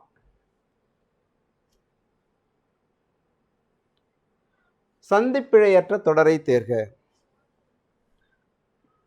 இப்போ கடவுளை கண்ட, கடவுளை கண்ட இந்த இடத்துல ஒரு இக்கு வரணுங்க. ஏன் அப்படின்னா கடவுள் கண்ட அப்படின்னா சாதாரணமாக இருக்கும். கடவுளை கண்ட அப்படின்னா அது இரண்டாம் வேற்றுமை தொகை அப்படின்ற மாதிரி வரும். இரண்டாம் வேற்றுமை தொகையில் வல்லினம் மிகாது, இரண்டாம் வேற்றுமை விரியில் வல்லினம் மிகும். ஏன்னா இங்கே லை அப்படின்னு இருக்கு. லை அப்படின்னா விரி ஆயிடுது. கடவுள் கண்டான் அப்படின்னா அது வேற்றுமை தொகை. அதுவே கடவுளை கண்டான் அப்படின்னா அது வேற்றுமை விரி. ஓகேங்களா? கடவுளை அப்படின்னு விரிக்கிறதால அது கடவுளை, இரண்டாம் வேற்றுமை விரியின் பின் வல்லினம் மிகும். ஓகேங்களா? கண்ணன் வணங்கி, வணங்கி அப்படின்றது வினை எச்சம். வினை எச்சம், வினை எச்சத்தின் பின் வல்லினம் மிகும் அப்படின்னு பார்த்துருப்பீங்க. இங்கேயுமே போற்றி அப்படின்றதும் வினை எச்சம் தான். போற்றி அப்படின்றதும் வினை எச்சம் தான். இங்கேயும் ஒரு இப்பு வரணும். ஓகேங்களா? வணங்கி போற்றி பாடினான் அப்படின்னு சொல்லிட்டு. ஓகேங்களா? ஓகேங்க. கடவுளை கண்ட கண்ணன் வணங்கி போற்றி பாடினான் அப்படின்னு சொல்லிட்டு வந்திருக்கணும். அது வரலை, தவறு. உணவு உடை அடிப்படை தேவை. இந்த இடத்துல ஏன் இத்து வருது அப்படின்னு பார்த்தீங்கன்னா இயல்பினம் விதியினம் நின்ற ஒரு ரூல்ஸ் இருக்கு. இயல்பினம் விதியினம் நின்ற உயிர்முன், உயிர்முன் கா ச த ப, கா ச த ப மிகும் அப்படின்னு சொல்லி ஒரு ரூல்ஸ் இருக்குங்க. இதில் இந்த இத்தை விட்டுருங்க. இத்து ஏன்னா நம்மளுக்கு அந்த ரூல்ஸுக்கு முன்னாடி என்ன இருக்குன்னு பார்த்தீங்கன்னா அடிப்படை தேவை அப்படின்றது மட்டும்தான் இருக்கும். இந்த இத்து இருக்காது, அடிப்படை தேவைன்றது மட்டும்தான் இருக்கும். இந்த எழுத்தை பிரித்து பார்த்தீங்கன்னா இட்டு கூட்டல் ஐ அப்படின்னு இருக்கும். ஓகேங்களா? இந்த ஐன்றது என்ன எழுத்து? உயிர் எழுத்து இல்லையா? அதுக்கு அடுத்து என்ன வருது? தா வருது. நம்ம என்ன சொல்லியிருக்கோம்? ஒரு உயிரெழுத்து வந்து இந்த இடத்துல உயிரெழுத்து வந்து கா ச த ப, இந்த 4 எழுத்தில் ஏதாவது ஒரு எழுத்து வந்துச்சு அப்படின்னா அங்கே தான் வல்லினம் மிகும் அப்படின்னு சொல்கிறோம். அப்போ அந்த வல்லினம் மிகும் அப்படின்ற இடத்துல தான் இந்த இத்து வருது. ஓகேங்களா? இயல்பினும் விதியினும் நின்ற உயிர்முன் கச தப்ப மிகும் அப்படின்ற ரூல்ஸ் பிரகாரம் இந்த இடத்துல உயிர் வருது. உயிர் வந்து ஆப்போசிட்டில் என்ன வருது? காச தப்ப, அந்த எழுத்துல ஒரு எழுத்தான தா வருது இல்லையா? அதனால் அந்த இடத்துல இத்து வரணும். ஓகேங்களா? சரியாக தான் கொடுத்துருக்காங்க. ஸோ ஓகே, இது சரி. அடுத்து அந்த இந்த அப்படின்ற சுட்டுத்திரிபு. அந்த இந்த அப்படின்றது சுட்டுத்திரிபு. சுட்டுத்திரிபுகளின் பின் வல்லினம் மிகும். எந்த அப்படின்ற வினாத்திரிபுகளின் பின் வல்லினம் மிகும் அப்படின்னு பார்த்துருப்போம். அப்படின்னும் போது இதுவும் சரி. ஓகேவா? அந்த இந்த அப்படின்ற சுட்டுத்திரிபுகளின் பின் வல்லினம் மிகும் அப்படின்னு பார்த்துருப்போம். இங்கே பாருங்கள், தேவையை அப்படின்னு சொல்லிட்டு கொஞ்சம் விரித்து சொல்கிறோம். அதுவுமே இரண்டாம் வேற்றுமை தொகை, இரண்டாம் வேற்றுமை விரி அப்படின்னு வச்சுக்கோங்க. இரண்டாம் வேற்றுமை விரியின் பின் வல்லினம் மிகும் அப்படின்னா அந்த இடத்துல இந்த இடத்துல அந்த கா ச த ப அப்படின்னு இருக்கு இல்லையா? அதில் ஒரு எழுத்து தான் இருக்குது. ஸோ வந்து இந்த இடத்துலையும் வல்லினம் மிகும். ஸோ சரிதான். ஓகேங்களா? அடுத்தது செய்தானது முதல் இடம் புத்தக சாலைக்கு தரப்பட வேண்டும் அப்படின்னு இருக்கு. இந்த புத்தக சாலைக்கு அப்படின்றது நான்காம் வேற்றுமை விரி. புத்தக சாலைக்கு அப்படின்னு விரித்து சொல்கிறோம் இல்லையா? நான்காம் வேற்றுமை விரி. நான்காம் வேற்றுமை விரியின் பின் வல்லினம் மிகும் அப்படின்றதால தான் புத்தக சாலைக்கு தரப்பட வேண்டும் அப்படின்னு எல்லாமே சரியாக இருக்குது. ஸோ ஆன்சரும் இதுதான். ஆப்ஷன் பி தான் சரியான ஆன்சர். ஓகே, அடுத்ததா ஆப்ஷன் சி 8ஆம் வகுப்பு மாணவர்களுக்கு அப்படின்னு சொல்லிட்டு நான்காம் வேற்றுமை விரி இங்கே வர்றது. நான்காம் வேற்றுமை விரி. நான்காம் வேற்றுமை விரியின் பின் வல்லினம் மிகும் அப்படின்றது சரிதான். ஓகேங்களா? மாணவர்களுக்கு தேசிய திறனறி தேர்வு. திறனறி அப்படின்றது முதலே பார்த்துருப்போம். என்னென்னா இயல்பினம் விதியினம் நின்ற உயிர்முன் கச தப்ப மிகும் அப்படின்னு சொல்லிட்டு இந்த இத்தை விட்டுடுங்க. இந்த இர்ரை வந்து இரு கூட்டல் இ அப்படின்னு பிரித்தோம் அப்படின்னா இ அப்படின்னு வரும் உயிரெழுத்து. ஸோ ஆப்போசிட்டில் என்ன வருது? தா வருது. ஸோ திறனறி தேர்வு அப்படின்ற இடத்துல இத்து வருது. ஓகேங்களா. அதுக்கடுத்து கல்வி உதவி தொகை, இதுலையுமே அந்த இயல்பினம் விதியினம் நின்ற உயிர்மம் கச தப்ப மிகும் அப்படின்றத கை பிரித்து பார்த்தோம்னா இக்கு கூட்டல் ஐ அப்படின்னு வரும். ஆப்போசிட்டில் தகர வரிசை வரும். க ச தப்ப அப்படின்றதுல தா வருது. ஸோ இப்படி வந்துச்சு அப்படின்னா அந்த இடத்துல வல்லினம் மிகும். ஓகேங்களா. தேர்வு நடத்தப்படுகின்றன, இந்த இடத்துல வருது சரிதான், இந்த இடத்துல வருது சரிதான், ஆனால் இந்த இடத்துல வரலை. உதவி தொகை இதுவுமே இவ்வு கூட்டல் இ அப்படின்னு, இவ்வு கூட்டல் இ அப்படின்னு வரும். ஓகேங்களா. ஆப்போசிட்டில் தா வருது. ஸோ இந்த இடத்துலையுமே ஒரு இத்து வந்திருக்கணும், வரலை, அதனால் இது தவறு. ஓகே. அடுத்ததான் கூட்டுப்புழுதான் பட்டுப்பூச்சியாய் கோலம் கொள்ளும் மறவாதீர் அப்படின்னு சொல்லி கேட்டிருக்காங்க. கூட்டுப்புழு அதில் இப்போ ஒன்றொடர் குற்றியலுகரம் அப்படின்னு பார்த்துருப்போம். ஒன்றொடர் குற்றியலுகரம் அப்படின்னு உகர எழுத்து இருக்குது, முன்னாடி என்ன எழுத்து இருக்குது, கசட தபர அப்படின்னு சொல்லிட்டு வல்லின எழுத்து இருக்குது, அதுவும் என்னவா இருக்குது, புள்ளி வச்ச எழுத்தாக இருக்குது. ஸோ ஒன்றொடர் குற்றியலுகரம், ஒன்றொடர் குற்றியலுகரத்தின் பின் வல்லினம் மிகும், இது சரிதான். இங்கே பட்டுப்பூச்சி அதுவும் சரிதான். ஓகேங்களா. அதுவும் ஒன்றொடர் குற்றியலுகரம் தான், அதுவும் சரிதான். என்ன அப்படின்னா இந்த இடத்துல பூச்சி யாய், ஆப்போசிட்டில் என்ன வருது, கோலம்ன்ற கசட தவிர வல்லின எழுத்து வருது. இங்கே என்ன அப்படின்னா ஆய்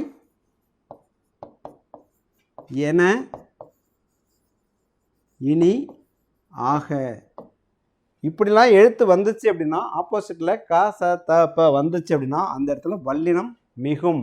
அப்போ பூச்சியாய் அப்படின்ற இடத்துல இக்கு வரணும். பூச்சியாய் கோலம் கொள்ளும் மறவாதீர் அப்படின்ற இடத்துல இந்த இடத்துல இக்கு வரணும், வரலை, அதனால் இந்த சென்டென்ஸு தப்பு. ஓகேங்களா. ஓகேங்க. ஆன்சர் பி தான். ஓகே. அடுத்த கொஸ்டின் போகலாம்.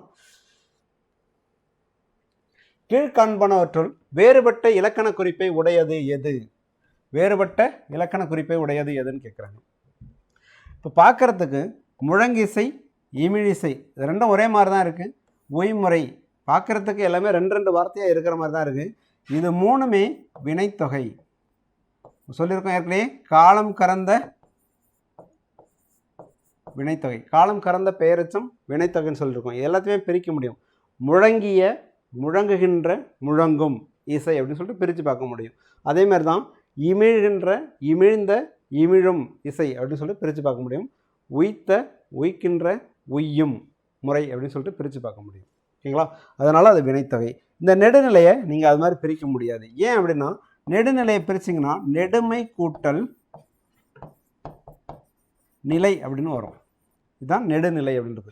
மை விகுதி கெட்டு போயிடும், அப்புறமா இணைஞ்சு நெடுநிலை அப்படின்னு மாறும். ஓகேங்களா. புணர்ச்சி விதியின் பிரகாரம் இங்கே மை அப்படின்றது என்னென்னா பண்பு பெயர் விகுதி அப்படின்னு பார்த்துருப்போம். பண்பு பெயர் பண்புத்தொகை, இது வந்து பண்புத்தொகை, இது வினைத்தொகை, இது பண்புத்தொகை. பண்புத்தொகை அப்படின்றது முதல்ல ஒரு பண்பு பெயர் இருக்கும்.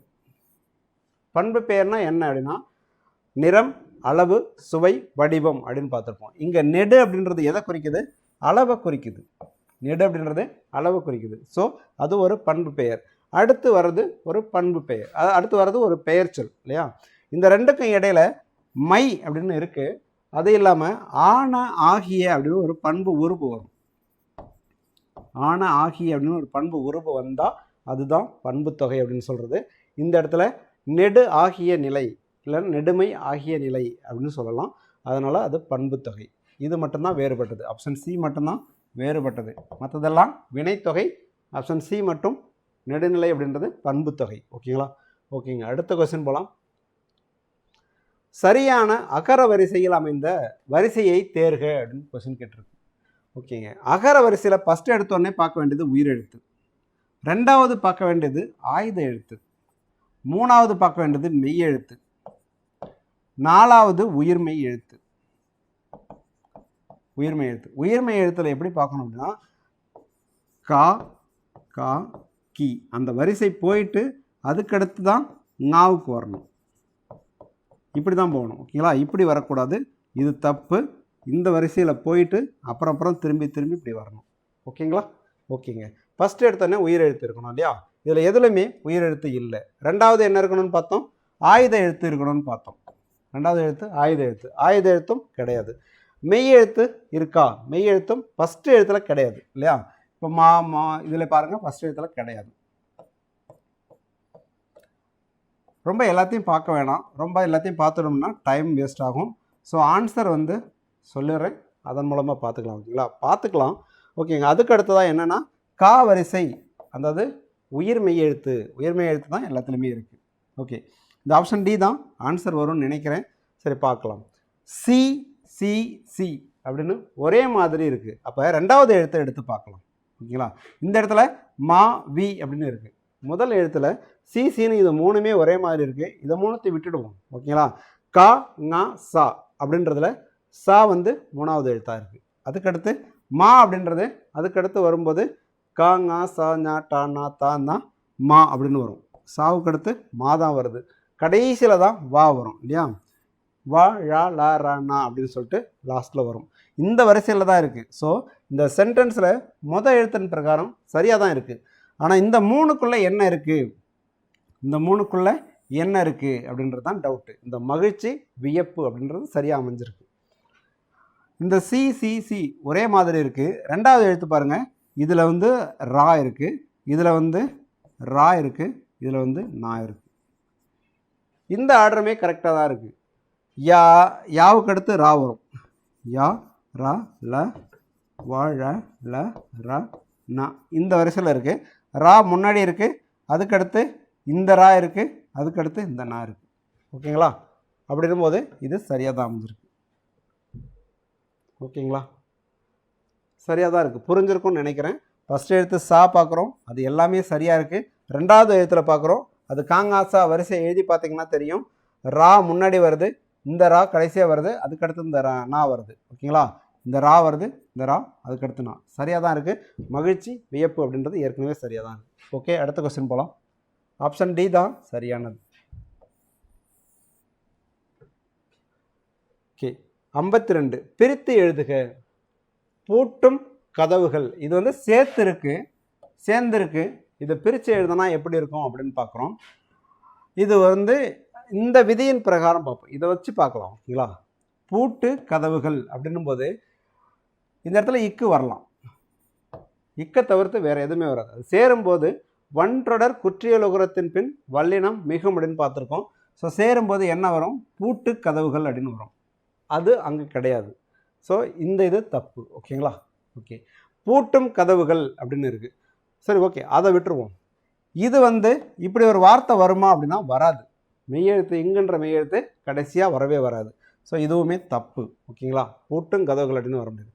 பூட்டின் கதவுகள் அப்படின்னு வார்த்தை இருக்கலாம், பட்டு இதை சேரும்போது சரியான படியில் சேரவே சேராது. பூட்டின் கதவுகள் அப்படின்ற மாதிரி தான் இருக்கும். வார்த்தைகள் சேர்ந்து அதில் மாற்றம் உண்டாகாது, அப்படியே தான் இருக்கும். பூட்டின் கதவுகள் அப்படின்ற மாதிரி தான் இருக்கும். ஸோ ஆன்சர் வந்து இதுதான்.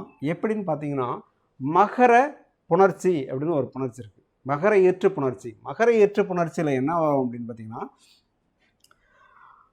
லாஸ்ட்டில் மகர ஈற்று புணர்ச்சியில் மெய் எழுத்து வருது. மகர மெய் வந்துச்சு அப்படின்னா இது வந்து என்ன சொல்லுவாங்க, நிலைமொழின்னு சொல்லுவாங்க. சாரி, பூட்டும் கதவுகள் அப்படின்னு இருக்குது. இது என்ன சொல்லுவாங்க, நிலைமொழி அப்படின்னு சொல்லுவாங்க. இது வருமொழி அப்படின்னு சொல்லுவாங்க. நிலைமொழியோட இறுதி எழுத்து மகர மெய்யாக இருந்து வருமொழியில் இருக்கிறது வல்லினமாக இருந்துச்சுன்னா, நிலைமொழி ஈற்றெழுத்து, நிலைமொழியில் இருக்கிற ஈற்றெழுத்து மகர மெய்யாக இருந்து வருமொழியில் இருக்கிற முதல் எழுத்து கா இருக்குது இல்லையா, கதவுகள் அப்படின்னு சொல்லிட்டு கா இருக்குது. வருமொழியோட முதல் எழுத்து வல்லின எழுத்தாக இருந்துச்சு அப்படின்னா அது ரெண்டு விதத்தில் புணரும். ஒன்று வல்லினமாகவும் அதுக்கு இனமான வல்லெழுத்து புணரும், இல்லைன்னா அதுக்கு இனமான மெல்லெழுத்து புணரும். இந்த மகரம் ஈற்றில் வந்துச்சு அப்படின்னாலும் அதுக்கு ஆப்போசிட்டில் இருக்கிறதுல வருமொழியில் வல்லின எழுத்து வந்துச்சு அப்படின்னா எப்படி புணரும்னு பார்த்தீங்கன்னா, வல்லினமாகவும் புணரும், மெல்லினமாகவும் புணரும். எப்படி புணரும், பூட்டு கதவுகள், பூட்டு கதவுகள் இப்படின்னும் புணரும். என்னென்னா கா, இங்கே கா இருக்குது, அதுக்கு இனமான எழுத்து இக்கு வருது. ஓகேங்களா, இப்படியும் புணரும். பூட்டும் கதவுகள் அப்படின்னு புணரும்.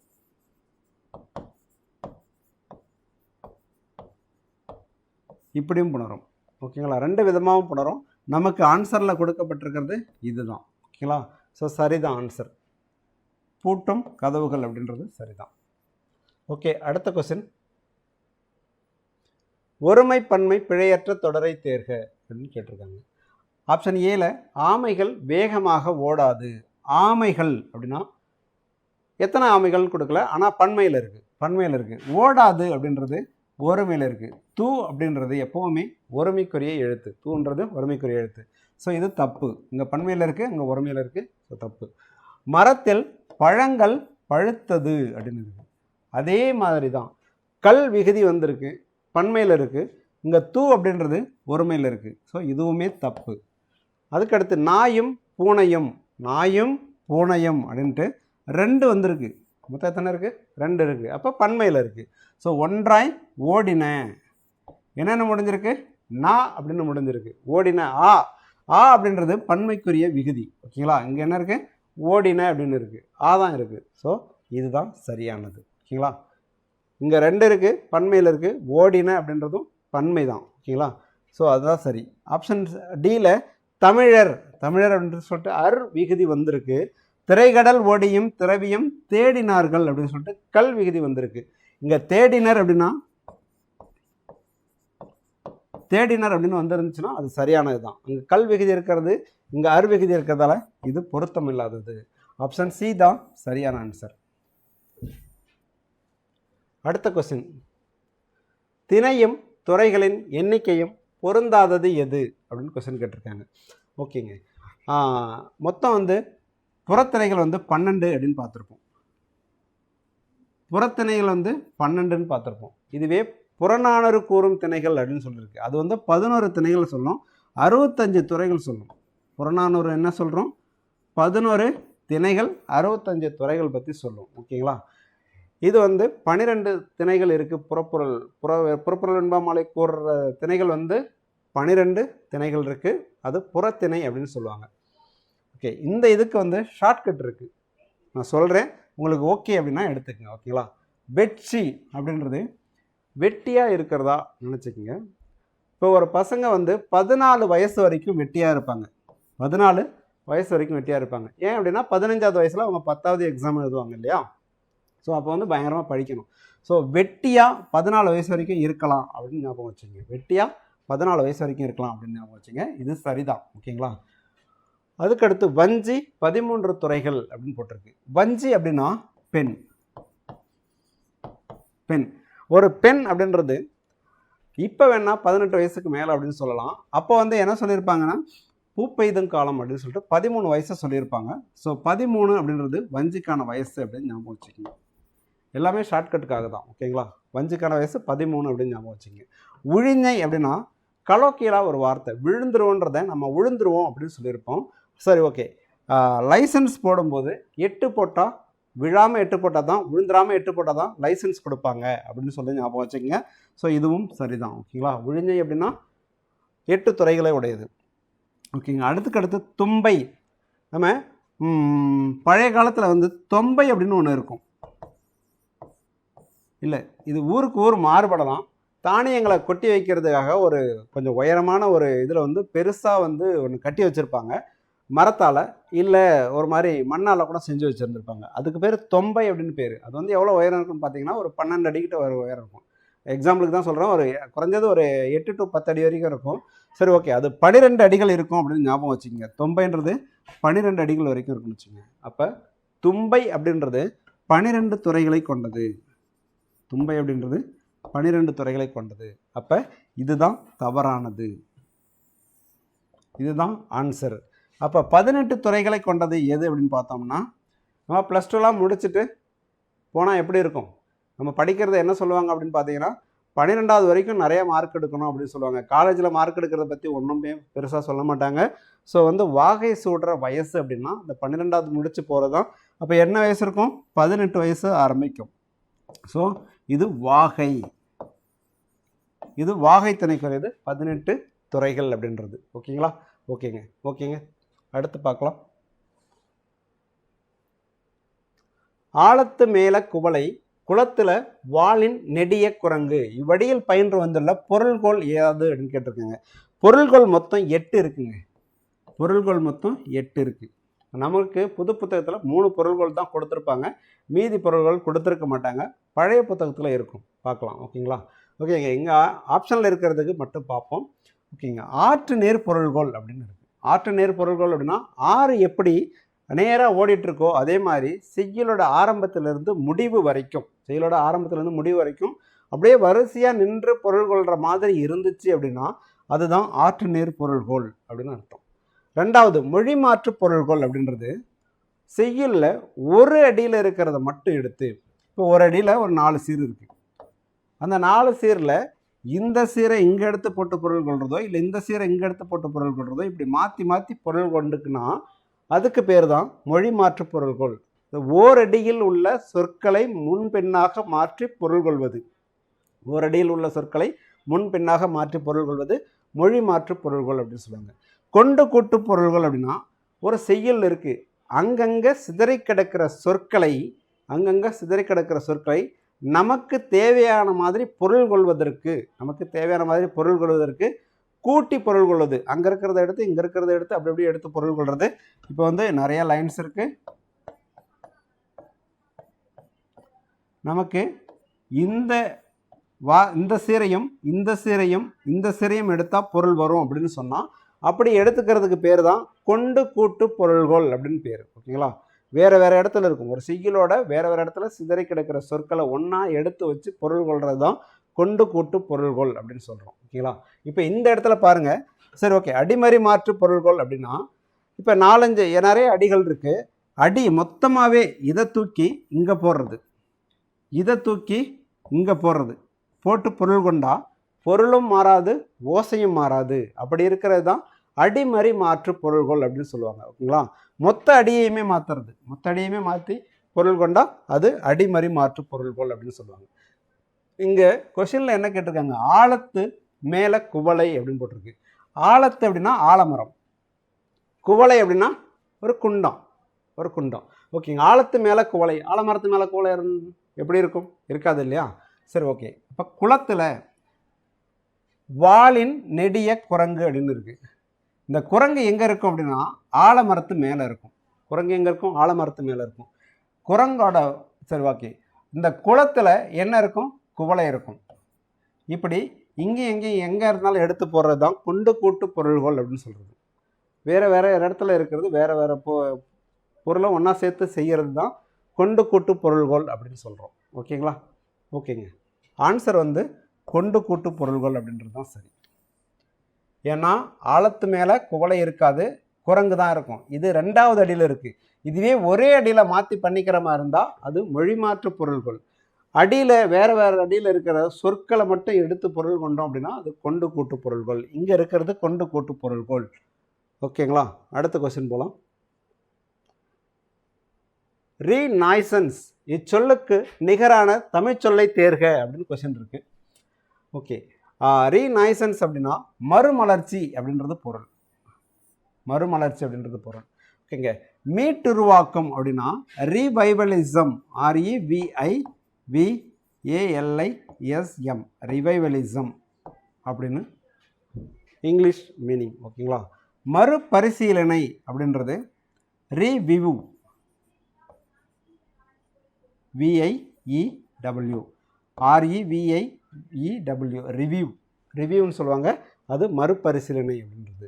இந்த மறுபிரதியாக்கம் அப்படின்றது ரிப்ளிகேஷன், REPLICATION, ரிப்ளிகேஷன் அப்படின்றது தான் மறுபிரதியாக்கம் அப்படின்றது ரிப்ளிகேஷன். ஓகேங்களா? ஓகேங்க, மறுமலர்ச்சி அப்படின்றது தான் சரியான ஆன்சர், ஆப்ஷன் பி.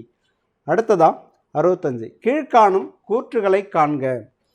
தொகை நிலைத்தொடர் 9 வகைப்படும். அங்கே தொகா நிலைத்தொடர் இருக்குது, அங்கே தொகை நிலைத்தொடர் 6 வகைப்படும் பார்த்துருப்போம். என்னென்னு பார்த்தோம்? வேற்றுமை தொகை, வினைத்தொகை, பண்புத்தொகை, உம்மைத்தொகை, ஓமைத்தொகை, அப்புறம் அன்மொழித்தொகை அப்படின்னு சொல்லிட்டு 6 பார்த்தோம். இங்கே வந்து தொகா நிலைத்தொடர் 9 வகைப்படும்ன்றாங்க. இது சரிதான். மற்றொன்று என்பது வேற்றுமை தொகாநிலை தொடர் அப்படின்னு கொடுத்துருக்கு. வேற்றுமை தொகாநிலை கிடையாது, மற்று அப்படின்றது மற்று அப்படின்றது ஒரு இடைச்சொல். ஒரு இடைச்சொல். இந்த ஒன்று அப்படின்றது எண்ணு பெயர். எண்ணு பெயர். அதாவது ஒரு இடைச்சொல்லை தொடர்ந்து நம்ம சொல்லியிருக்கோம். ஏற்கனவே என்ன சொல்லியிருக்கோம்னா 2க்கு மேற்பட்ட சொற்கள் சேர்ந்து வர்றது தான் தொடர் அப்படின்னு சொல்லியிருக்கோம். இப்போ மற்ற அப்படின்றது ஒரு இடைச்சொல் இருக்குது. அதுக்கடுத்து என்ன இருக்குது? ஒன்று அப்படின்ற ஒரு வார்த்தை இருக்குது. ஒன்றுன்றதை என்ன சொல்கிறேன்? எண்ணு பெயர்னு சொல்கிறேன். அந்த ஒரு இடைச்சொல்லை தொடர்ந்து ஒரு வினையோ அல்லது பெயரோ வந்து இடையில எந்த ஒரு வார்த்தையும் இல்லை, எந்த ஒரு உருபும் இல்லை அப்படின்னா அதுதான் வந்து இடைச்சொற்றொடர் அப்படின்றோம். இங்கே மற்றன்றது இடை அப்படின்றதால இடைச்சொற்றொடர் அப்படின்றது தான் சரி.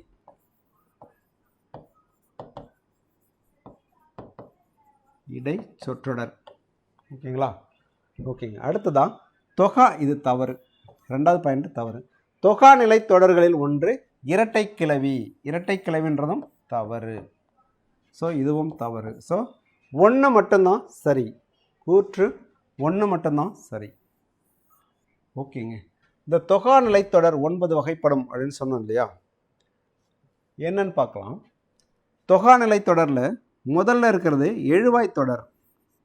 எழுவாய் தொடர். 2வது விழித்தொடர். 2வது விழித்தொடர். 3வது வினை முற்றுத்தொடர். 3வது வினை முற்றுத்தொடர். 4வது பெயரெச்ச தொடர். பெயரெச்ச தொடர். 5வது வினையெச்ச தொடர். வினையெச்ச தொடர். 6வது வேற்றுமை தொடர். வேற்றுமை தொடர். 7வது இடைச்சொற்றொடர்.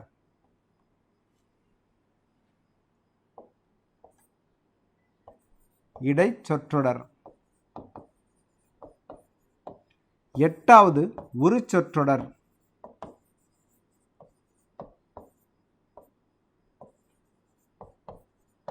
9வது அடுக்குத்தொடர். இப்படி தொகா நிலைத்தொடர். தொகா நிலைத்தொடர் அப்படின்றது 9 வகைப்படும். ஒன்றும் இல்லை, தொகை நிலைத்தொடர்னா 2 வார்த்தை இருக்குது அப்படின்னா அதுக்கு இடையில வந்து ஒரு சொல்லோ ஒருபோ மறைஞ்சு வந்ததுன்னா அது தொகை நிலைத்தொடர். அப்படி எதுவுமே மறையாமல் 2 சொல் மட்டும் இருந்துச்சு அப்படின்னா அது தொகா நிலைத்தொடர் அப்படின்னு சொல்கிறது. ஓகேங்களா? அடுத்த கொஸ்டின் போகலாம். பொருந்தாத இணையை தேர்க. பொருந்தாத இணை தேர்க. எண் அப்படின்றது தன்மை ஒருமை வினைமுற்று விகுதி. இது சரிதான். ஓகேங்களா? எண் அப்படின்றதும் ஏன் அப்படின்றதும் தன்மை ஒருமை வினைமுற்று விகுதி அப்படின்னு சொல்லுவோம். இப்போ ஏன் அப்படின்னா ஓடினேன் அப்படின்லாம். ஓடினேன் அப்படின்றது ஏன் அப்படின்னு இருக்குது. அப்போ ஓடினேன் அப்படின்னா என்னை மட்டும் சொல்கிறது தான். ஸோ அது வந்து தன்மை ஒருமை, தன்மை முன்னிலை படற்கை அப்படின்றது 3 இடங்கள் அப்படின்னு சொல்லுவாங்க. இப்போ தன்மைனா என்ன சொல்கிறது? முன்னிலைனா எதிர்த்தாப்பில் இருக்கவங்களுக்கு சொல்கிறது, படற்கைனா எதிர்த்தாப்பில் இருக்கிற எல்லாரையுமே சொல்கிறது. ஓகேங்களா? ஸோ என் ஓடினேன் அப்படின்றது. இந்த எண் அப்படின்றது ஓடி நென் அப்படின்றது. இந்த எண் அப்படின்றது எங்கே யூஸ் ஆகும்னு பார்த்தீங்கன்னா இலக்கியங்களில் மட்டும்தான் வரும், செய்யுளில் மட்டும்தான் வரும். இந்த ஏன் அப்படின்றது நம்மளோட பயன்பாட்டில் வரும். ஓகேங்களா? எம் அப்படின்றதும் இலக்கியத்தில் வர்றது தான். எம் ஏம் அப்படின்றதும் எம் ஏம் அப்படின்றதும் இலக்கியத்தில் வர்றது தான். அதுவுமே ஓடினேம் ஓடினேம் அப்படின்னு சொல்லிட்டு வரும். அது தன்மை பன்மை வினைமுற்று விகுதி. இதுவும் சரிதான். ஓகேங்களா? இது 2மே சரிதான்.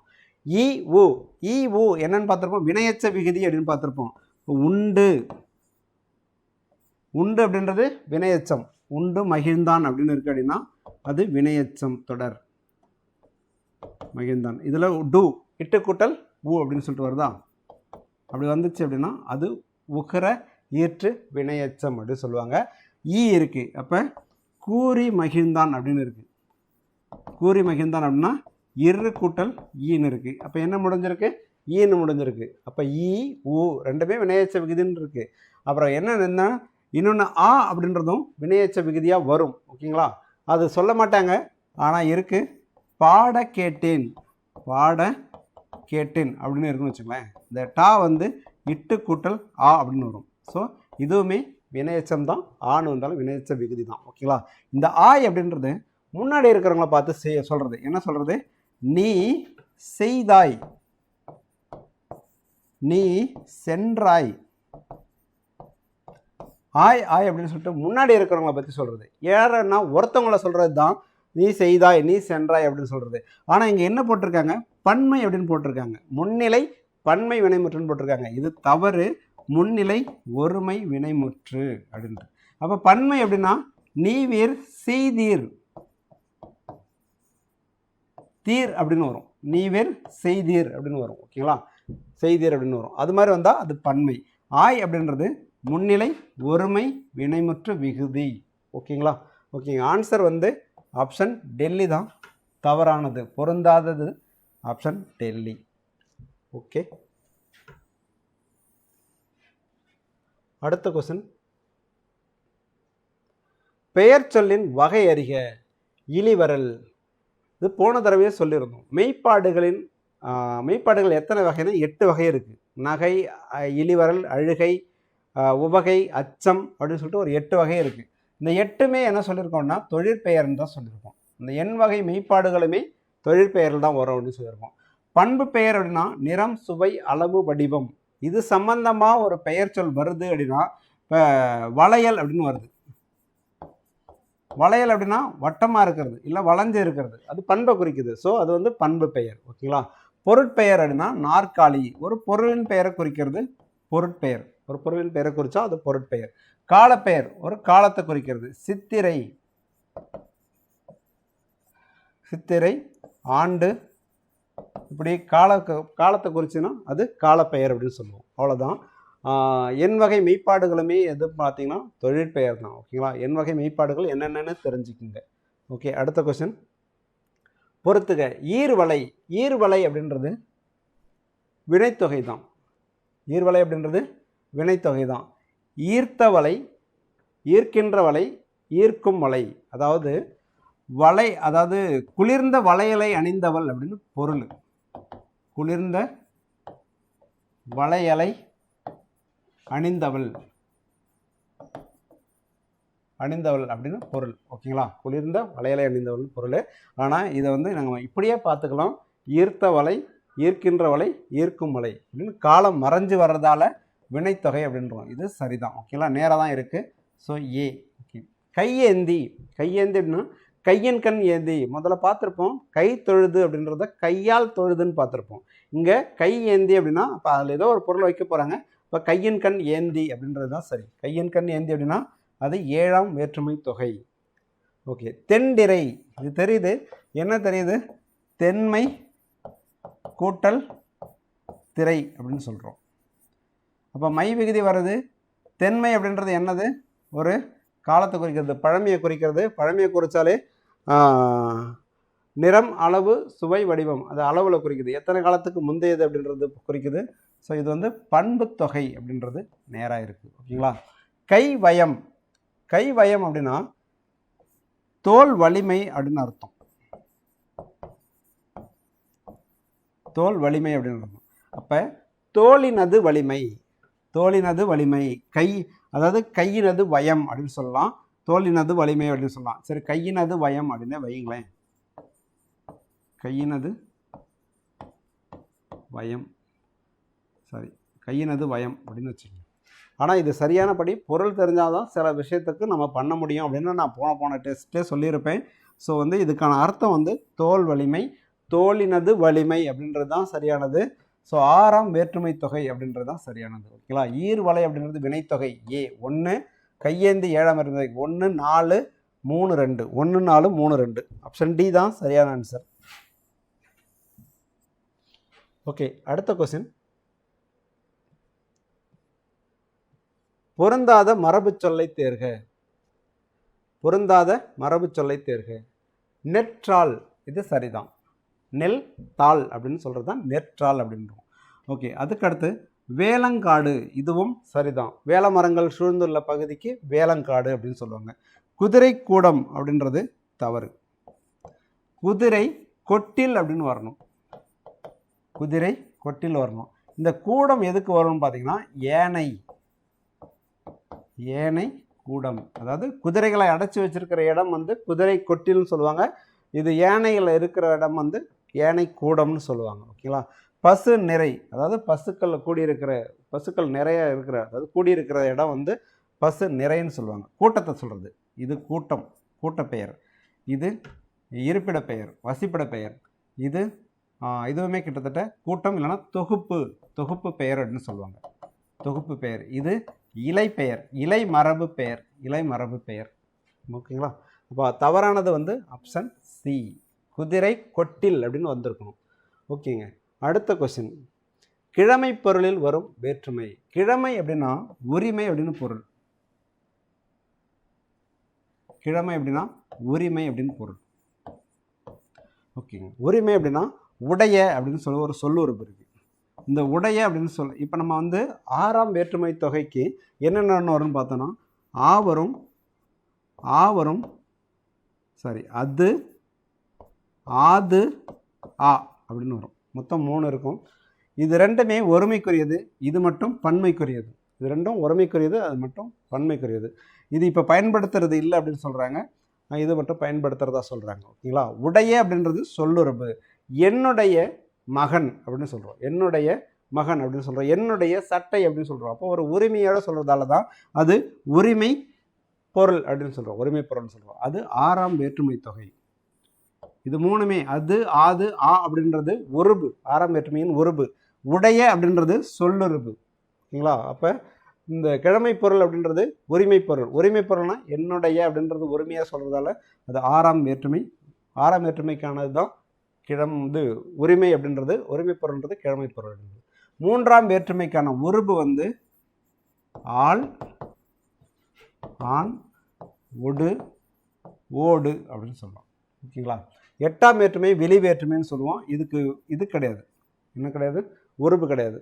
5ஆம் வேற்றுமை வந்து உருபு இருக்கு, இல், இன் அப்படின்னு இருக்கு,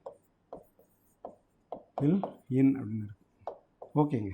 இப்போ என்ன கேட்டிருக்காங்க, கிழமை பொருளில் வரும் வேற்றுமை அப்படின்னு சொல்லியிருக்காங்க. அப்போ இதை என்ன சொல்லலாம், கிழமை வேற்றுமைன்னு சொல்லலாம், இல்லைன்னா உரிமை வேற்றுமைன்னு சொல்லலாம். 3ஆம் வேற்றுமை என்ன சொல்கிறாங்கன்னா கருத்தா வேற்றுமை அப்படின்னு சொல்லலாம், கருத்தா வேற்றுமை அப்படின்னு சொல்லலாம்.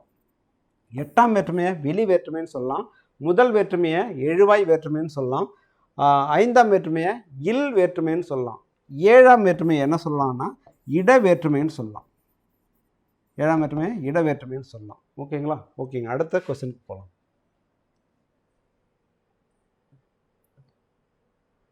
புறந்தூய்மை நீரான அமையும், அகந்தூய்மை வாய்மையார் காணப்படும். இக்குறட்பாவில் பயின்று வந்துள்ள அணி யாது அப்படின்னு கேட்டிருக்கோம்.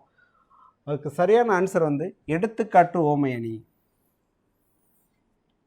அதாவது ஓமையும் உவமேயமும் வந்து அதில் ஓம உருபு மறைஞ்சு வந்துச்சு அப்படின்னா, மறைஞ்சு வந்துச்சு அப்படின்னா அது எடுத்துக்காட்டு ஓமை அணி. மறையாமல் வெளிப்படையாக வந்துச்சுன்னா அது ஓமை அணி. ஓகேங்களா. ஓம உருபுன்றது என்ன அப்படின்றத முதல்ல பார்த்தோம். போல, புறைய, ஒப்ப, உரழ, அன்ன, இன்ன, மான, கடுப்ப, ஏய்ப, ஏய்ப்ப, இப்படி நிறைய இருக்குது ஓம உருபு. அது வந்து வெளிப்படையாக வந்துச்சு அப்படின்னா அது ஓமை அணி, மறைஞ்சு வந்துச்சு அப்படின்னா எடுத்துக்காட்டு ஓமை அணி. இங்கே பாருங்கள், புறந்தூய்மை நீரான் அமையும், புறந்தூய்மை நீரான் அமையும். நம்ம உடம்புல தூய்மை அப்படின்றது குளிச்சா வரும் அப்படின்னு சொல்கிறாங்க. அது மாதிரி அது போல அகந்தூய்மை எதால் காணப்படும், உண்மை, வாய்மை, நேர்மையால் காணப்படும் அப்படின்னு சொல்கிறாங்க. ஸோ அப்போ வந்து இந்த அது போல் அப்படின்றது இங்கே மறைஞ்சு வருது. ஸோ அதனால் எடுத்துக்காட்டு ஓமை அணி அப்படின்னு சொல்கிறோம். உருவக அணி அப்படின்றது முதல்ல சொன்னது தான். இரண்டும் ஒன்றே என்று தோன்றும் அளவுக்கு ஓமையும் ஓமையையும் இரண்டும் ஒன்றே என்று தோன்றும் அளவுக்கு ஏற்படுறது தான், அமைகிறது தான் உருவக அணி அப்படின்னு சொல்லுவோம். ஏகதேச உருவக அணி அப்படின்றது ஒரு பகுதியை மட்டும் உருவகப்படுத்திடு, புலவர் எடுத்துக்கொண்ட 2 பொருள்களில் ஒன்றை மட்டும் உருவகப்படுத்திவிட்டு மற்றொன்றை உருவகப்படுத்தாமல் விட்டு விடுவது அப்படின்றது தான் ஏகதேச உருவக அணி அப்படின்னு சொல்கிறோம். இப்போ ஏகதேசம் அப்படின்னா ஒரு பகுதி அப்படின்னு அர்த்தம். ஏகதேசம் அப்படின்னா ஒரு பகுதி அப்படின்னு அர்த்தம். ஓகேங்களா. அடுத்த கொஸ்டின் போகலாம். பற்றுக பற்றற்றான் பற்றினை அப்பற்றை பற்றுக பற்றுவிடற்கு. இக்குரட்பாவில் பயின்று வந்துள்ள தொடை நயம் யாது அப்படின்னு கேட்டிருக்காங்க.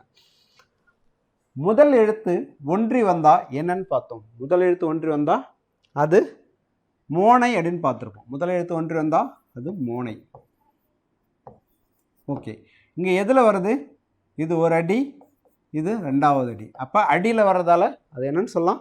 அடிமோனை அப்படின்னு சொல்லலாம். அடிமோனைன்றது இதுலேயும் இருக்குது, இதுலேயும் இருக்குது, இதுலேயும் இருக்குது, இதுலேயும் இருக்குது. ஓகேங்களா? நாலுத்துலேயுமே அடிமோனை இருக்குது. ரெண்டாவது பாருங்கள், ரெண்டாவது எழுத்து எப்படி இருக்குது?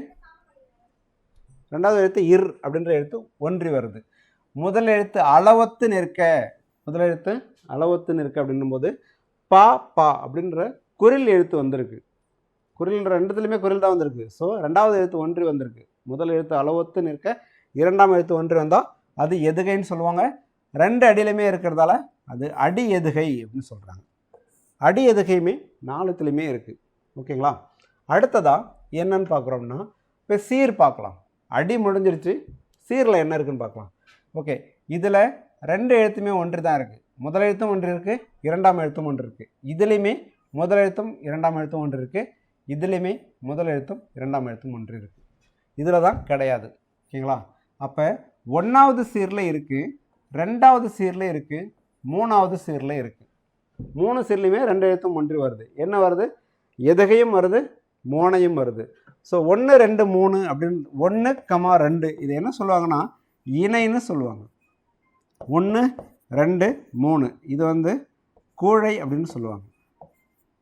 1, 3 இது வந்து பொழிப்பு அப்படின்னு சொல்லுவாங்க.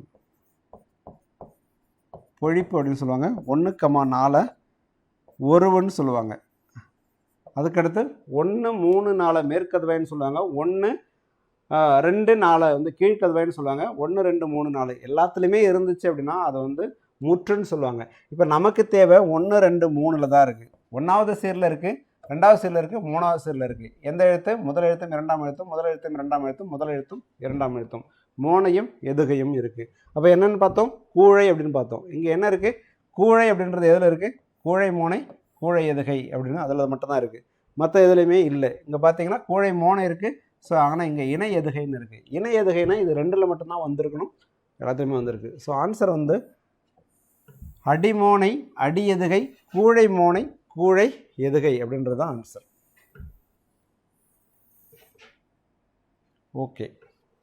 ஓகே, அடுத்த கொஸ்டின் போகலாம். பிறமொழி சொல்லற்ற சொல்லை தேர்க அப்படின்னு கேட்டிருக்காங்க கொஸ்டின். ஆபத்து அப்படின்றது பிறமொழி சொல். இதனோட தமிழ்ச்சொல் என்னன்னு பார்த்தீங்கன்னா இடர் அப்படின்றது தான் தமிழ்ச்சொல். ஓகேங்களா? அதிகாரி அப்படின்றது பிறமொழி சொல் தான். அதனோட தமிழ் வார்த்தை வந்து அலுவலர். வழிபாடு அப்படின்றது பிறமொழி சொல் கிடையாது, தமிழ்ச்சொல். இது வந்து தமிழ்ச்சொல் தான். ஆப்ஷன் சி சரியாக தான் இருக்குது. அங்கத்தினர் அப்படின்றது பிறமொழி சொல்லு. இதனோட வார்த்தை வந்து உறுப்பினர் அப்படின்னு வரும். ஓகே, இந்த வழிபாடு அப்படின்றதுக்கு பிறமொழி சொல் என்னவா இருக்கும் அப்படின்னு பார்த்தீங்கன்னா ஆராதனை. இது பிறமொழி சொல். ஓகேங்களா? இது தமிழ்ச்சொல். இது மட்டும் பிறமொழி சொல். ஓகேங்களா? வழிபாடு அப்படின்றது தமிழ்ச்சொல். இது பிறமொழி சொல். இந்த அங்கத்தினர் அப்படின்றது பிறமொழி சொல். ஓகேங்க, அடுத்த கொஸ்டின் போகலாம். கீழ்காண்பனவற்றுள் வெண்பாவின் பொது இலக்கணங்களுள் பொருந்தாதது எது? வெண்பாவின் பொது இலக்கணங்களுள் பொருந்தாதது எதுன்னு கேட்டிருக்காங்க. ஓகே, பார்க்கலாம். வெண்சீர் மற்றும் கனிச்சீர் வரும் அப்படின்னு சொல்கிறாங்க. வெண்பாவோட சீர் எதுன்னு பார்த்தோன்னா மூவசைச்சீர் அப்படின்னு பொதுவாக சொல்லலாம். மூவசைச்சீரில் என்ன இருக்குன்னு பார்த்தீங்கன்னா இந்த வெண்சீர், அதாவது காய்ச்சீர் அப்படின்னு சொல்லுவாங்க, கனிச்சீர் அப்படின்னு ரெண்டு இருக்குது. அதில் காய்ச்சீர், வெண்சீரை தான் காய்ச்சீர்னு சொல்லுவாங்க, காய்ச்சீரை தான் வெண்சீர் அப்படின்னு சொல்லுவாங்க. ஓகேங்களா? அப்போ காய்ச்சீர் அப்படின்றது வெண்பாவுக்குரியது, கனிச்சீர் அப்படின்றது வஞ்சிப்பாவுக்குரியது.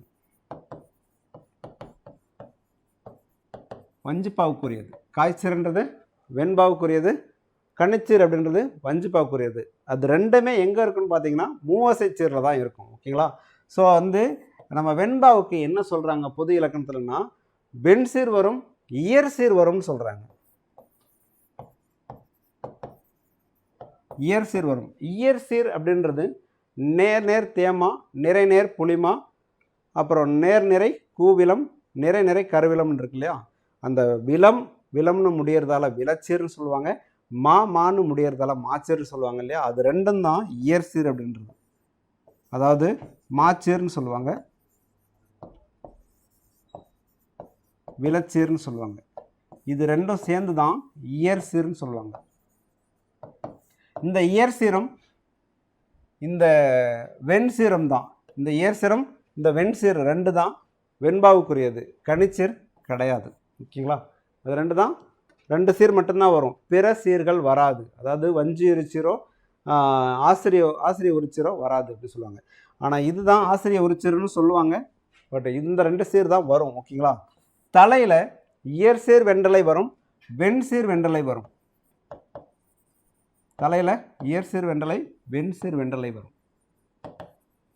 பிற தலைகள் வராது, பிற சீர்கள் வராதுன்னு சொல்லி இயற்சீர், அதாவது இயற்சீர் மற்றும் வெண்சீர் வரும், பிற சீர்கள் வராது.